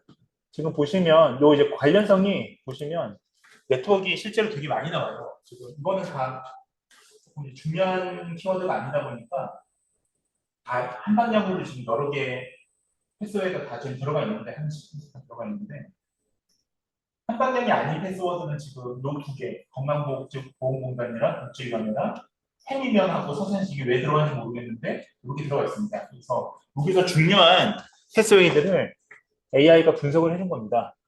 GPT가. 그래서 지금 간단하게 볼게요. 보시면 첫 번째 파란색 노드는 보건 및 공공기관 관련 집단으로 이렇게 연계되어 있으면 시사한다. 이렇게 지금 내용이 나와 있고요. 두 번째는 지역 및 국제비교 집단, 세 번째는 교육 및 정신관련 집단, 이렇게 세 가지로 나왔다라는 식으로 이렇게 나옵니다.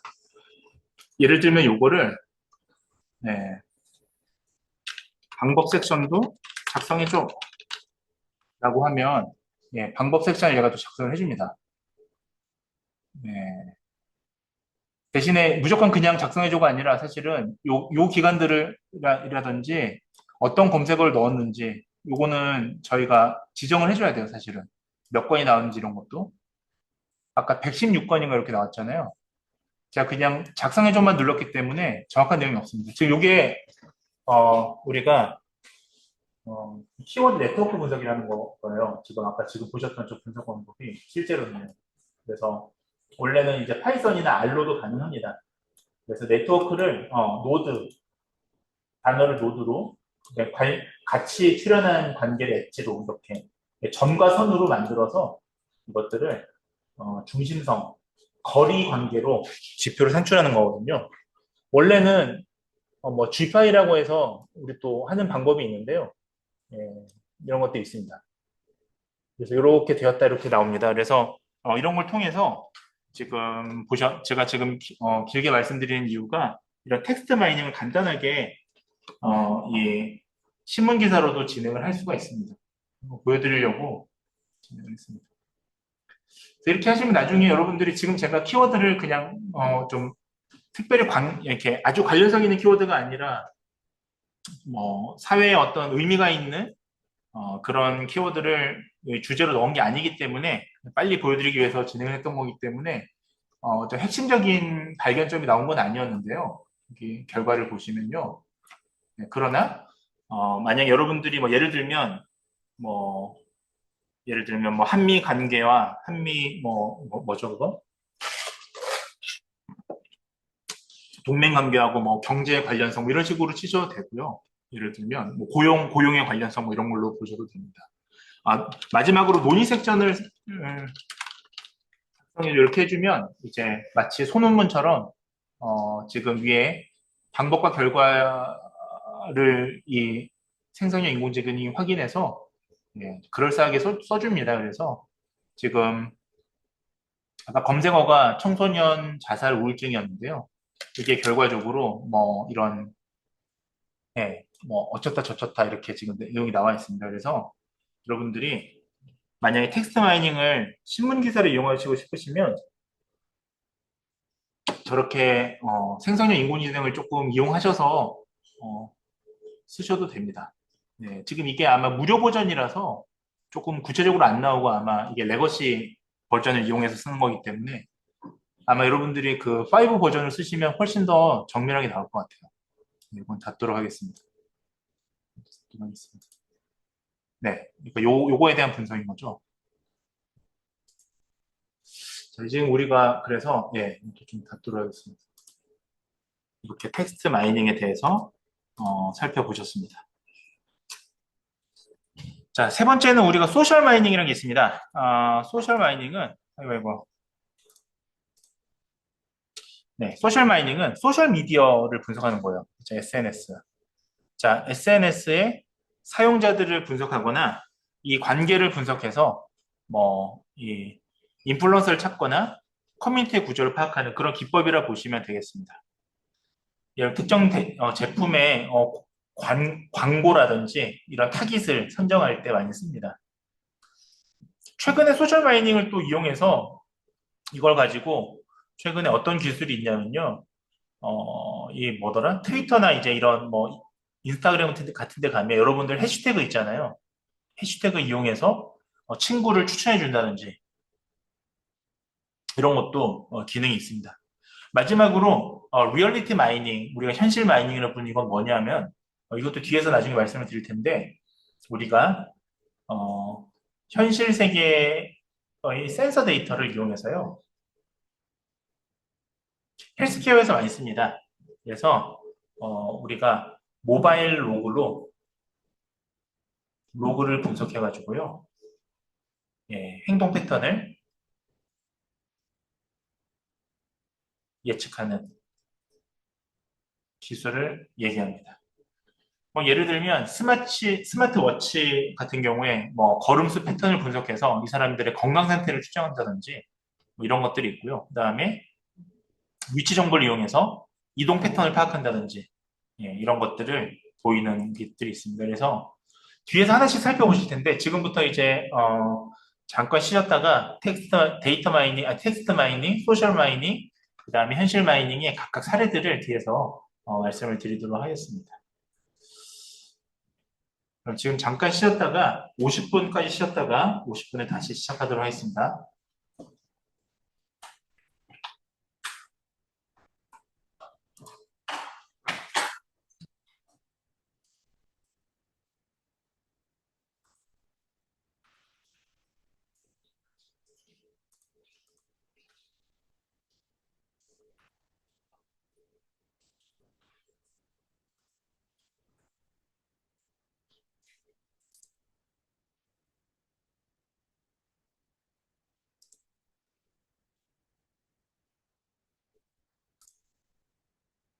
데이터 대상 특성에 따라서 텍스트 마이닝 또 그 다음에 그 중에서도 더 세부적으로 나눠보자면 SNS 같은 거에 초점을 맞춘다면 이것을 소셜 마이닝이라고 얘기하고요.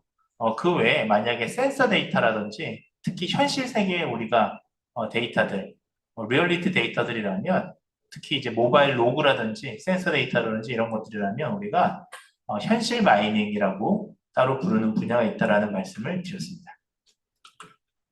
자, 그러면 지금부터는 하나씩 여기에 대해서 말씀을 좀 드리도록 하겠습니다. 자, 먼저 이 네 가지 중에 이 데이터 마이닝이라고 하는 정의부터 간단히 살펴보시도록 하겠습니다. 우리가 데이터 마이닝은 한마디로 요약하자면 우리가 대규모 데이터에서 자동으로 우리가 규칙이나 패턴을 찾아서 인사이트를 도출하는 이런 것들을 우리가 데이터 마이닝이라고 정의합니다.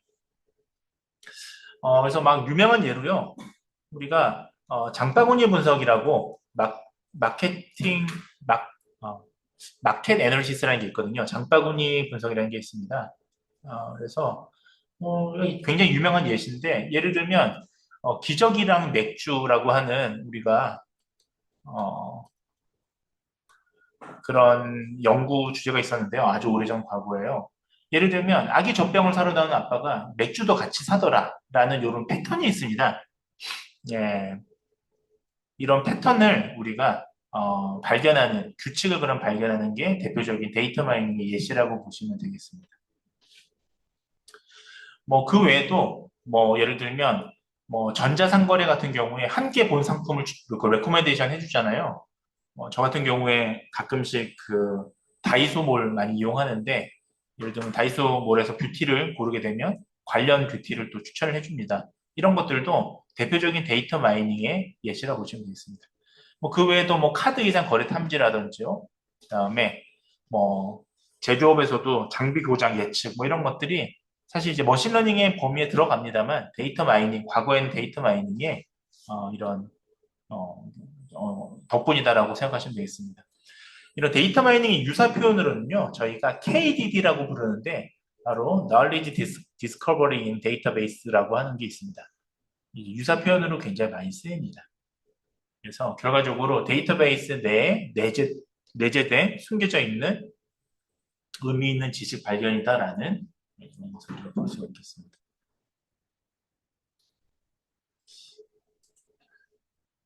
자, 이제 데이터 마이닝을 우리가 머신러닝의 관점에서 좀 보자면 뭐 여러분들이 좀 잘 아시는 내용이라서 아주 간단하게만 말씀을 드리겠습니다. 그래서 학습하는 우리가 여러 가지로 분류를 할 수가 있는데요.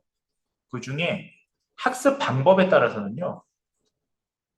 학습 방법에 초점을 맞춘다면 여러분들이 잘 아시는 지도학습, 비지도학습, 강화학습으로 나눌 수가 있습니다.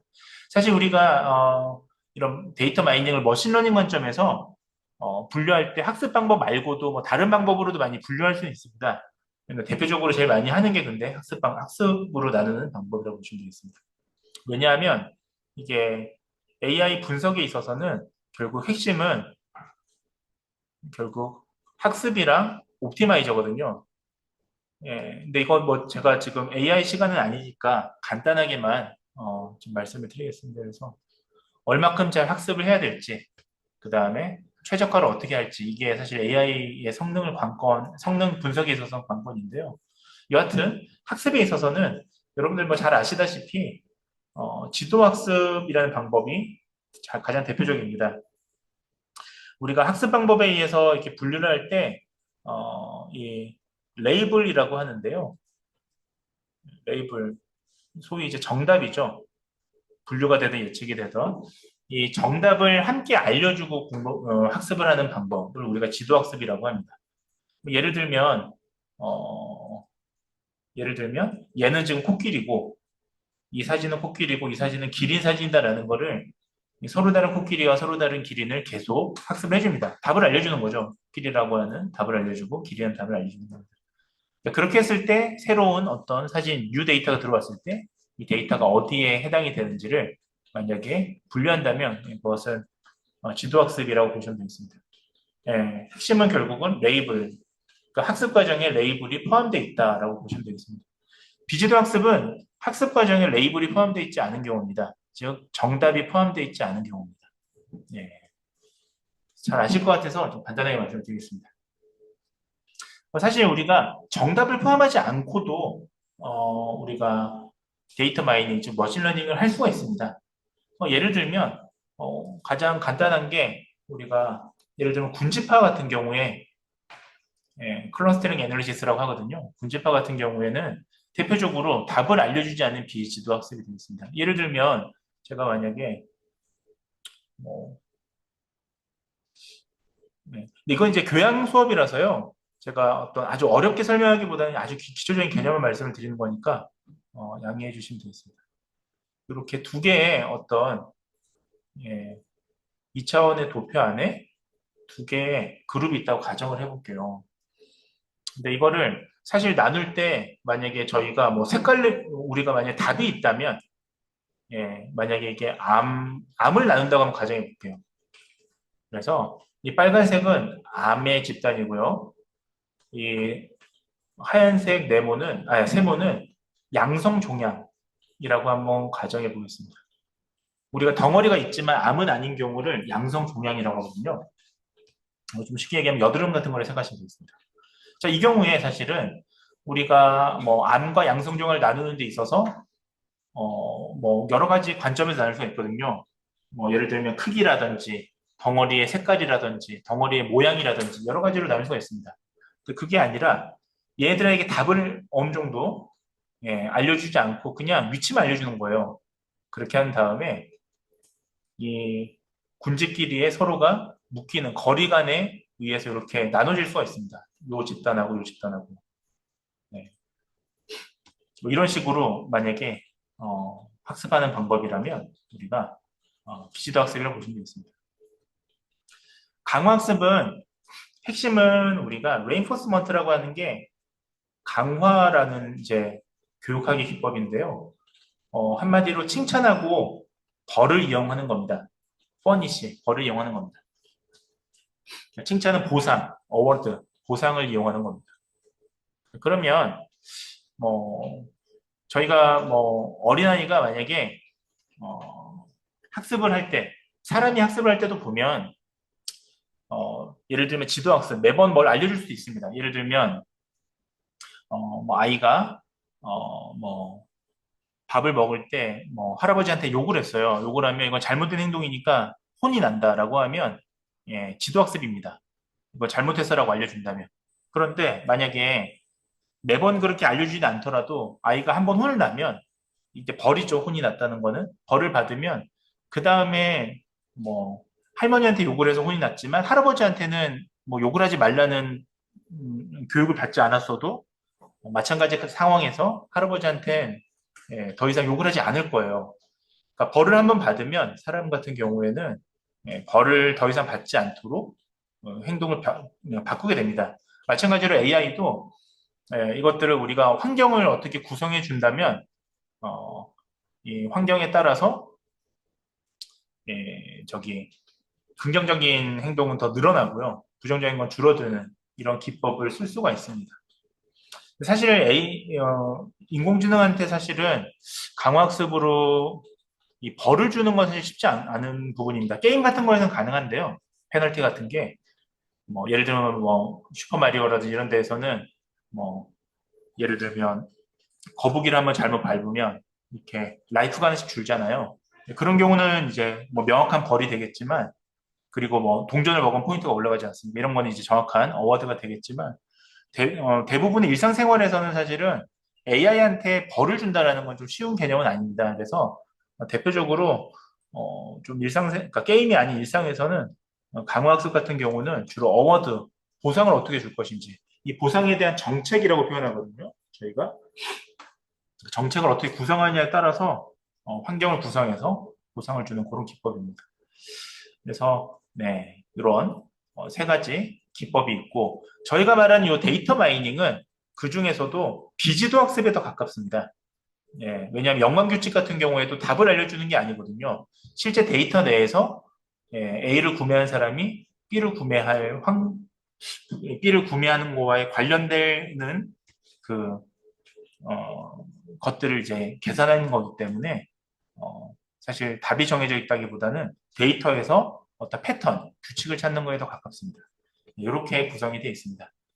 데이터 마이닝은 결론만 말씀드리자면 데이터 마이닝은 비지도 학습에 가깝다라는 말씀을 드리려고 말씀을 좀 길게 드렸는데 데이터 마이닝은 비지도 학습에 좀 더 가깝습니다. 영화성 규칙은요. 자, 그 다음에 저희가 만약에 이제 지도학습이랑 비교학습을 좀 더 말씀을 드리자면 이것도 정말 간단하게만 말씀을 드리자면 결과론적으로 저희가 분류냐, 잠시만요.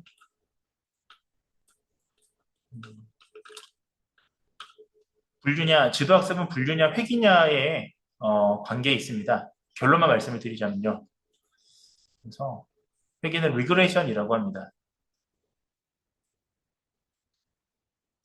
리그레이션이라고 합니다.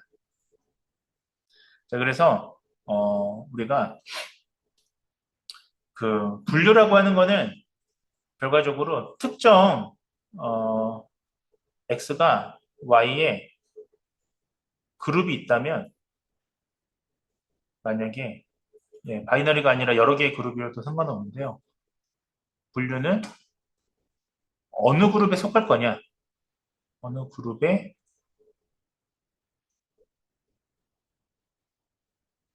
속할 것인가에 대한 답을 찾는 거라 보시면 되겠습니다.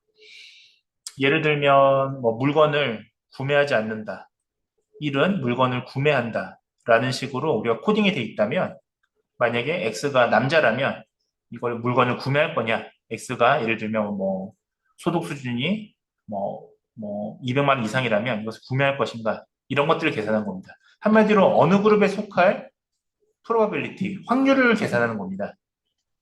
그래서 AI는 이런 분류 문제에 있어서 확률로 대답을 합니다. 예를 들면 너무 좀 얘기 길어질 것 같은데 짧게 얘기하면, 예를 들면 구매하지 않을 확률이 80%다. 구매할 확률이 70%다. 이런 식으로 얘기하는 걸 우리가 분류라고 얘기할 수가 있겠습니다. 그다음에 회귀는 뭐냐면 특정 값을 찾는 거예요. x를 투입했을 때 y의 값을 찾는 겁니다. 예를 들면 뭐 부모의 키가 x라고 했을 때 y가 자녀의 키를 예측하는 거라면 특정 수치, 네, 특정 수치를 찾는 겁니다. 예를 들면 엄마 아빠의 키가 180이면 그 값을 넣었을 때 자녀의 키가 정확하게 몇 cm일 것으로 예측되느냐라고 할 때 우리는 이것을 회귀라고 얘기합니다. 네. 물론 이제 분석 방법 중에 회귀 분석이라는 분석 방법이 따로 있긴 합니다만 대체로 우리가 연속형의 값을, 특정 하나의 값을 예측하는 걸 그냥 뭉뚱그려서 회귀라고 부릅니다. 그래서 한마디로 이거는 결국은 y가 연속형이라면, 우리가 전에 한번 설명을 이 수업 때 드렸었잖아요. 연속형과 범주형에 대해서. 범주형은 이제 그룹으로 나눈 거고요. 연속형은 어떤 연속된 숫자를 얘기한 겁니다. 연속형이라면 우리가 획이라고 불러요.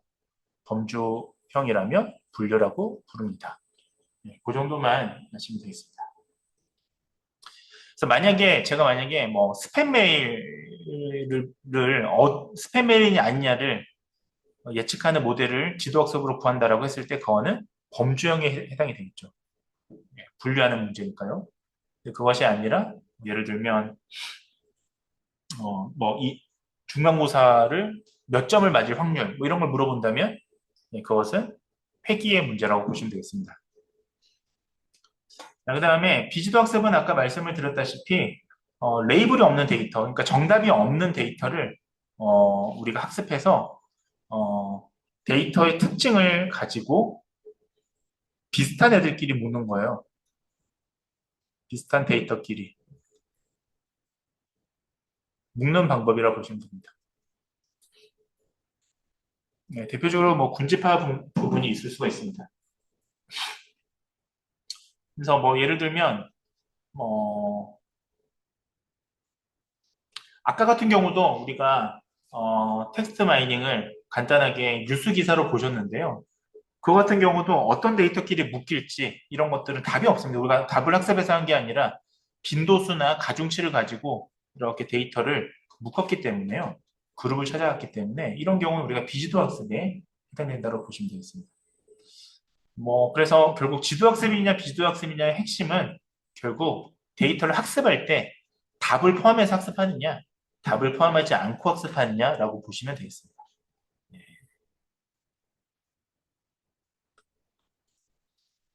그래서 앞서 제가 분류 문제를 말씀을 드렸는데요.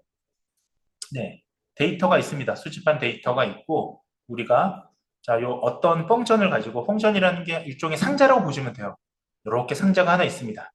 요 상자는 어떤 펑션, 어떤 알고리즘을 통해서 계산이 됩니다.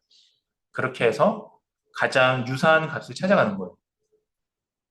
그래서 가장 유사한 값을 찾아가는 건데요. 자, 이 경우에 지금 보시면 지금 답을 지금 미리 답을 학습을 해서 한다면 얘는 지도학습의 분류라고 보시면 되는 겁니다. 그래서 지금 이게 바나나다라는 데이터를 같이 학습을 하는 거예요. 그렇게 한 다음에 예, 각각 클래스가 사과도 있고 배도 있고 바나나도 있다면 바나나에 속할 확률을 계산을 하게 됩니다. 그렇게 생각하시면 되겠습니다. 군집하는 좀 다른 방식이죠. 이건 이제 비지도 학습에 들어가고요. 아까 말씀드렸다시피 자, 수집한 데이터를 분리해서 유사한 것끼리 끼리끼리 묶일 수 있도록 하는 겁니다.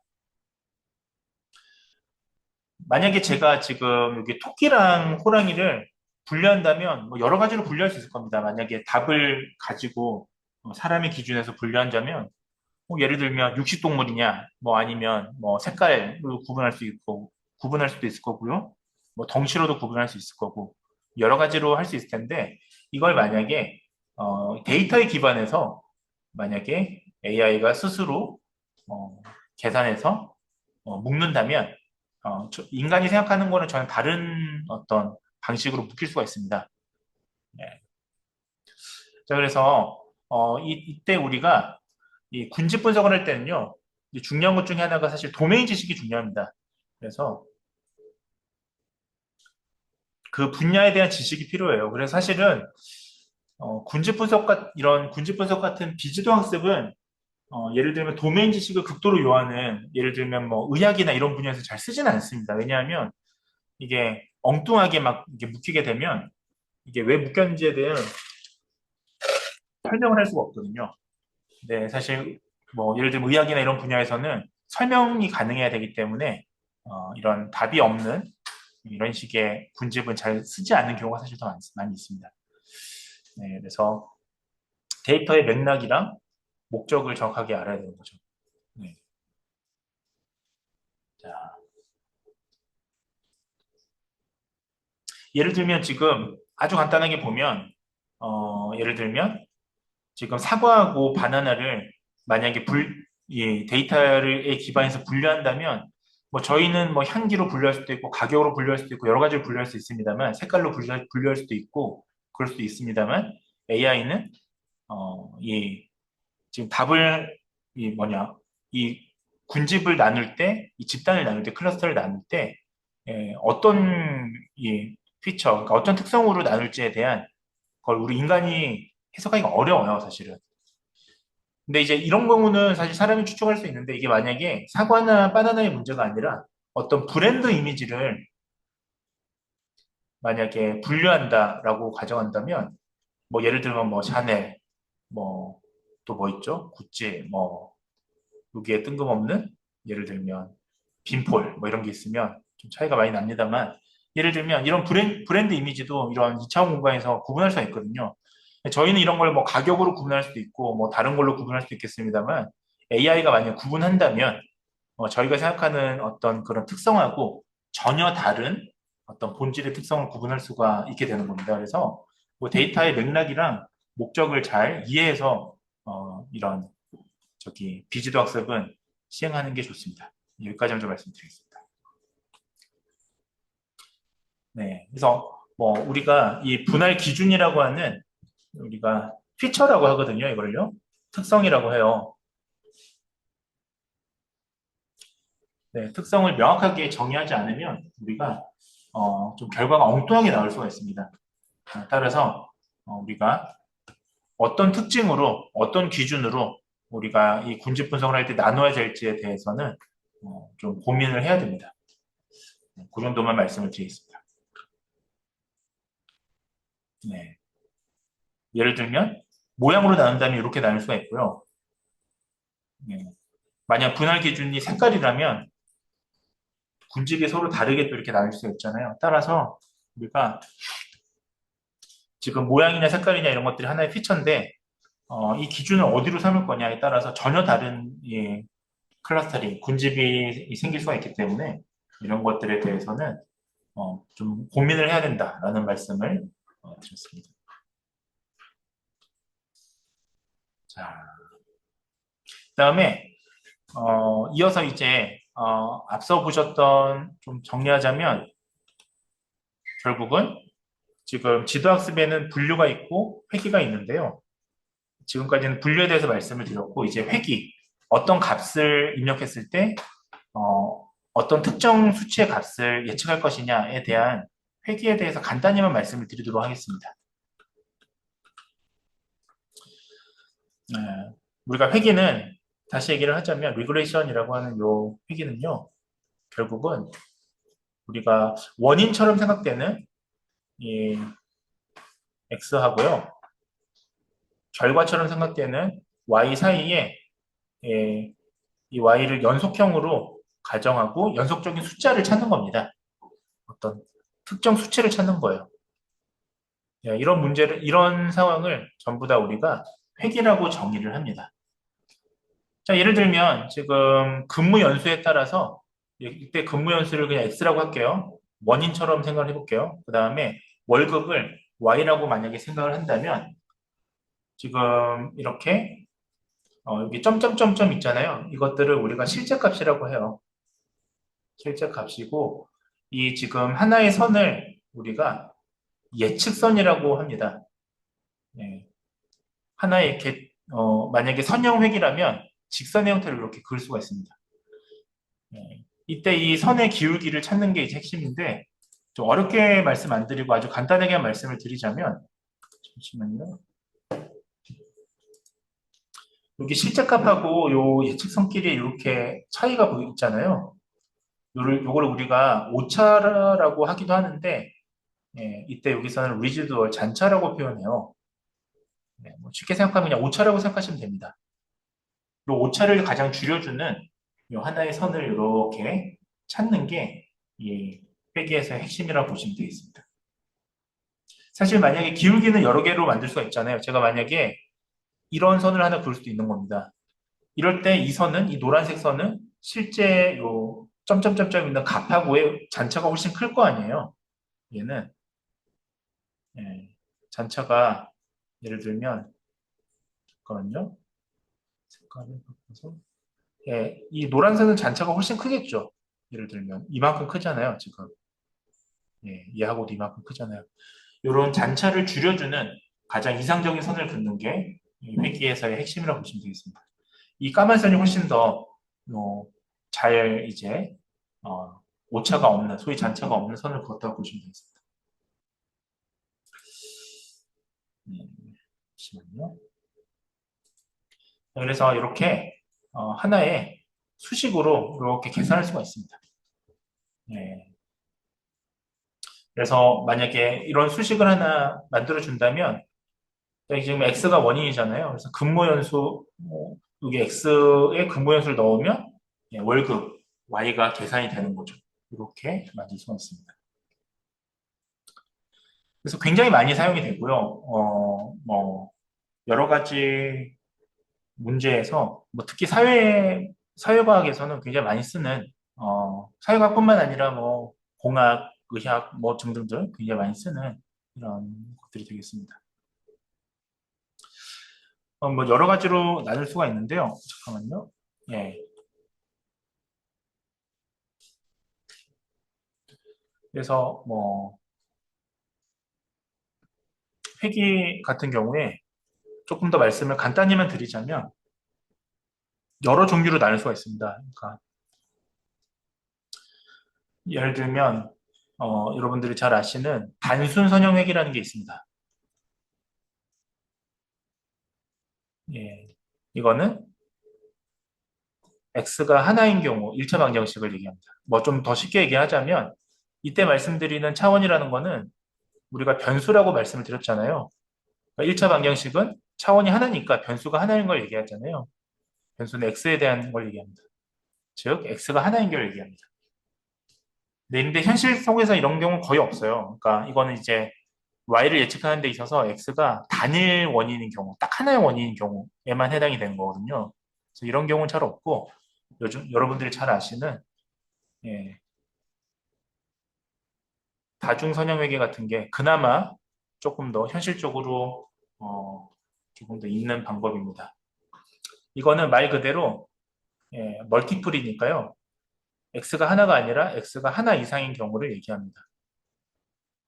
x가 n개까지 이렇게 있는 경우를 얘기합니다. 예. 그래서 이제 2차 방정식 이상을 쓰는데 뭐 어렵게 생각하지 마시고 변수가 두 개 이상이다라고 생각하시면 되겠습니다.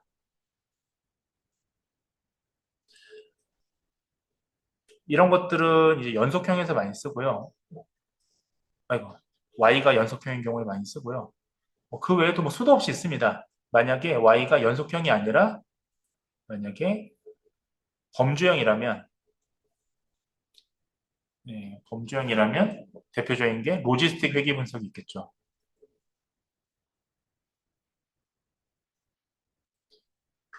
어렵게 생각하실 필요 없고요. 로지스틱 회귀 분석도 예를 들면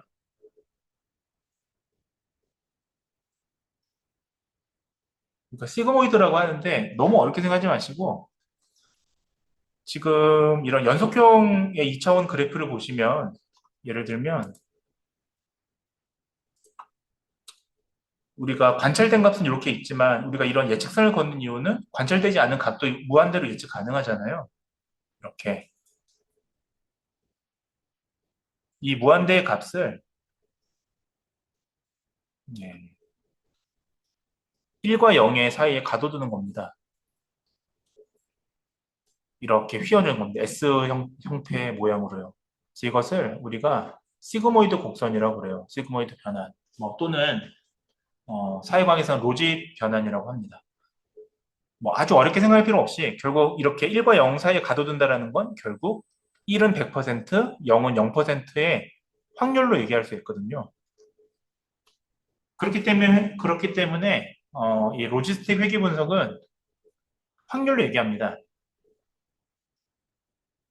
그래서 조금 어려운 말로 이제 어즈 레이쇼라고 하는데요. 오즈라는 것들을 구해서 오즈 B를 구하는 것들이 핵심이 되겠습니다. 그 외에도 되게 많습니다. 최근에는 이제 최근도 아니고 한 20년 전에는 또 이제 뭐가 있었냐면 20년 전은 아니고 한 15년 전쯤 되면 이제 랜덤 포레스트 회계도 있거든요.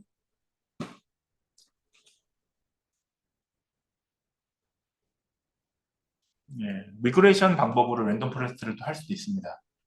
뭐, 그 외에도 되게 많습니다. 회계 분석처럼 할 수 있는 게 서포트 벡터도 회계처럼 리그레이션 모델로 쓸 수도 있고요. 그러니까 머신러닝에서도 많이 이용합니다, 사실은. 네, 이렇게 보시면 되겠습니다. 혹시나 이 부분에 좀 관심이 있으시면 지금은 제가 되게 쉽게 그러니까 아주 간단한 것만 좀 짚고 넘어가려고 내용을 길게 말씀 안 드렸는데요. 혹시나 원하시면 나중에 말씀하시면 좀 분석 부분을 제가 조금 더 심도 있게 말씀을 드릴 수는 있습니다. 넘어가도록 하겠습니다. 예. 데이터, 이 수업 자체가 지금 교양에서 생활 속에 데이터를 활용하는 거기 때문에 분석 부분은 간단한 것만 말씀드리겠습니다. 네, 이렇게 활용할 수 있죠. 예를 들면, 우리가 결국 어렵게 생각하지 마시고, 리그레이션, 그 지도학습에서의 획이라는 건, 지도학습은 답을 함께 학습하는 건데, 거기서 획이라고 하는 거는 연속형 변수를 다루는 거고요. 자, 그래서 인구수가 몇 명일 때 필요한 전력량은 얼마냐? 이런 것들, 어, 사실 전력거래소에서 이런 거 계산 많이 하거든요. 그래야 이게 전기를 그 한정 같은 데서 전기를 불필요하게 생산해서 불필요하게 낭비하지 않잖아요. 그래서 이렇게 그 인구수에 대비해서 비상 전력망도 계산하고 이럴 때 많이 씁니다. 그다음에 흡연율이 얼마일 때 안방생률이 얼마인지 이런 것도 계산해서 암을 예방하거나 할 때 보건 교육을 할 때 근거 자료를 많이 쓰죠. 여하튼 이런 방식이 있습니다.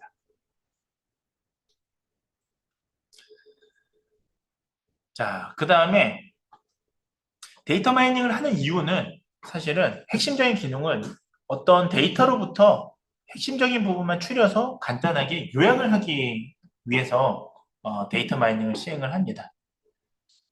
자, 그래서 뭐 우리가 뭐 수치 데이터 같은 경우도 우리가 일일이 데이터를 다 일일이 보여주는 게 아니라 뭐 대표값만 추려서 얘기한다든지 평균이나 중앙값이나 최빈값이나 이런 것들이요. 네, 이런 것들만 계산하는 것처럼요. 우리가 이런 데이터 마이닝을 통해서 예, 어떤 것들이 필요하다라는 것들을 우리가 설계할 때 아주 간단하게 요약해서 제공하는 그런 경향이 있습니다. 네. 데이터 마이닝의 뭐 요약 방법 중에 대표적인 게 워드 클라우드가 있죠. 예. 우리가 앞서 그 비카인즈에서도 이 워드 클라우드를 제공을 하는데요. 그냥 빠르게 넘어갔는데 이런 식으로 어, 데이터 뭐 리뷰나 어떤 키워드 속에서 빈도가 많이 많은 뭐 키워드가 있다라는 것들을 이렇게 시각화해서 보여주는 그런 것들이 있습니다. 뭐 이런 키워드는 결과적으로 정보 과부하도 줄일 수 있고요.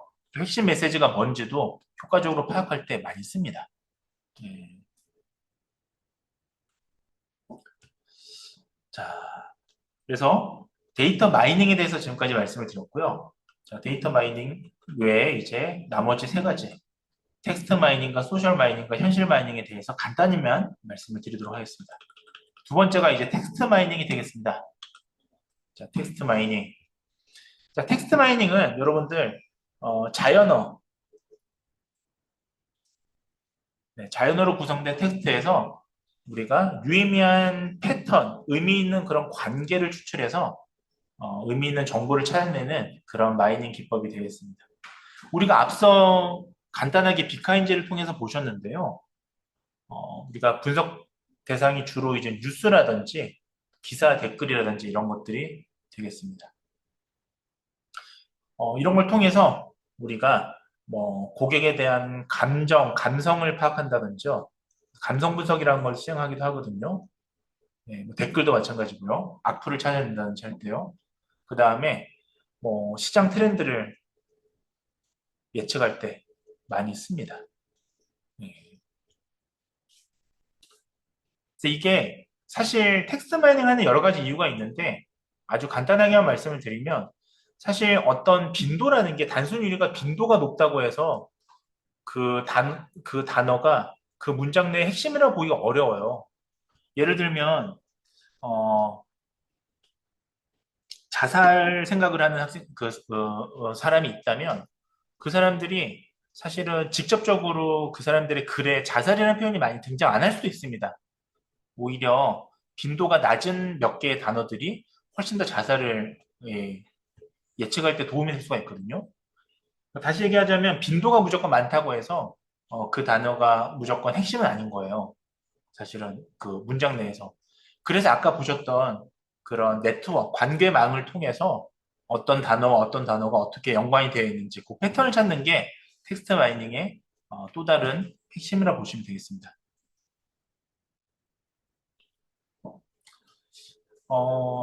그래서 단순히 단어 빈도만 세는 건 아니라는 말씀을 드렸고요. 그래서 이거를 텍스트 마이닝을 정확하게 하기 위해서는 우리가 자연어 처리 분석이라고 하는 NLP, Natural Language Processing이라고 하는 자연어 처리 분석을 하는 기술이 필요합니다. 이게 이제 하나의 기술인데요. 어, 특히 우리나라 말 같은 경우는 이게 그 조사하고 어미의 이게 변환이 되게 많거든요. 그래서 어, 이거 단어를 이렇게 다 뗍니다. 예를 들면 잠시만요. 이것도 되게 짧게 설명하려니까 되게 또 어렵네요. 오히려. 그러니까 우리가 텍스트라고 하는 거는 좀 간단하게 말씀드리겠습니다. 의미, 구문 구조,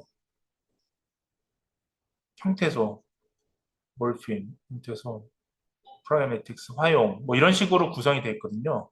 우리 사람의 말은요. 그래서 태깅이라서 이걸 다 분류해 줘야 돼요.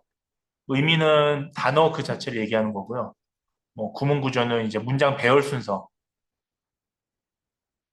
형태소는 의미를 가진 가장 작은 단위를 얘기합니다. 그래서 여기에 이제 문법을 여기에 들어가죠. 문법 형태수도 있고 의미 형태수도 있거든요. 화용은 말을 사용하는 거예요. 예, 이게 간단히 얘기하기 좀 어렵긴 한데, 그래서 어떤 문장이 있으면 얘를 다 끊어줍니다. 예를 들면, 어, 나는 하늘을 나는 비행기를 보았다. 즉, 이 문장에서 그냥 단어만 보면, 의미만 보면요. 똑같은 단어가 두 개 나오잖아요. 예를 들면 지금 나는이라는 단어가 두 개 나오잖아요. 예. 근데 앞에 거는 지금 그 대명사고, 뒤에 거는 사실은 그 서술어에 더 가깝습니다. 뭐 하늘 난다는 거니까요. 근데 이걸 어떻게 구분을 하느냐? AI 컴퓨터는 아주 간단하게 보시면 뒤에 붙는 요 구문 구조와 뒤에 붙는 요걸 형태소라고 그래요. 문법 형태소를 보고 구분을 합니다. 예를 들면 나는에서 은는 보조사라고 하거든요. 저희가. 예. 그 다음에 뒤에 있는 나는은 난다니까 이거는 서술어가 되겠습니다. 예. 어미가 되겠습니다. 이거는. 이렇게 구분해서 두 개의 단어가 다르다라는 걸 AI는 구분을 합니다. 태깅을 나눠서요. 여하튼 이런 기술을 우리가 이제 NLP 자연어 처리 기술이라고 하는데요. 그래서 얘네들 형태소를 분리한 형태소 분석기가 있어야 돼요. 그걸 하려면. 그 나라에 맞는. 안 그러면 다 일일이 손으로 떼줘야 되기 때문에. 그래서 그런 걸 통해서 이제 학습을 많이 시킨 다음에 여러 가지로 활용을 합니다. 대표적인 게 이제 감성 분석이 되겠습니다. 그래서 지금 밑에 보시면 이런 식으로 예, 어떤 특정 말이 긍정에 더 가까운지 부정에 더 가까운지 뭐 이런 것들도 구분할 수가 있습니다. 자, 들어가겠습니다. 두 슬라이드만 더 하고 마치도록 하겠습니다. 자, 그래서 이제 텍스트 마이닝에 대해서 말씀을 드렸는데 최근에 근데 이제 텍스트 마이닝 부분은 지금도 많이 사용합니다. 많이 사용하는 기술인데 이게 이제 생성형 인공지능이 등장하면서 NLP 기술이 조금 이제 생성형 인공지능으로 처리하는 비중이 많아지는 바람에 NLP가 과거만큼 중요한 기술로 대두되고 있지는 않습니다. 과거는 훨씬 더 중요했었는데요.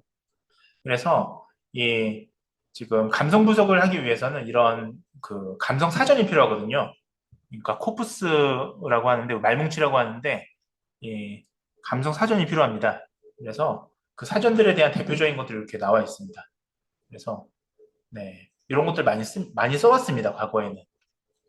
그래서 우리나라 같은 경우는 여기 한국어 감성 분석 사전이 이렇게 있고요. 들어가시면 기터브에서 받을 수가 있는데 최근에는 또 생성형 인공지능은 어렵지 않게 이게 가능하기 때문에 과거에 비해서는 좀 활용도가 떨어졌습니다. 그 외에도 센티워드 넷이라고 해서 얘도 이제 한국어 버전이 있어서 감성 분석에 활용하고 그러고 있습니다. 예.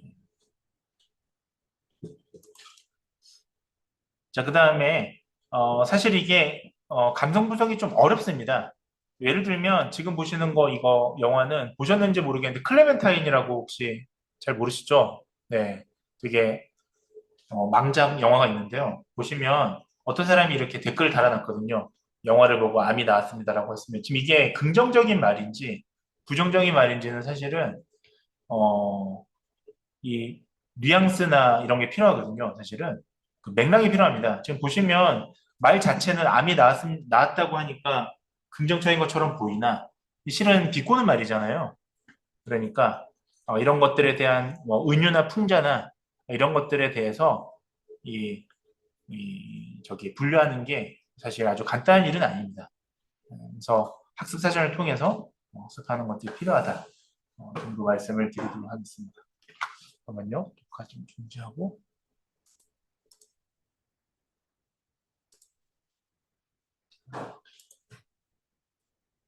어?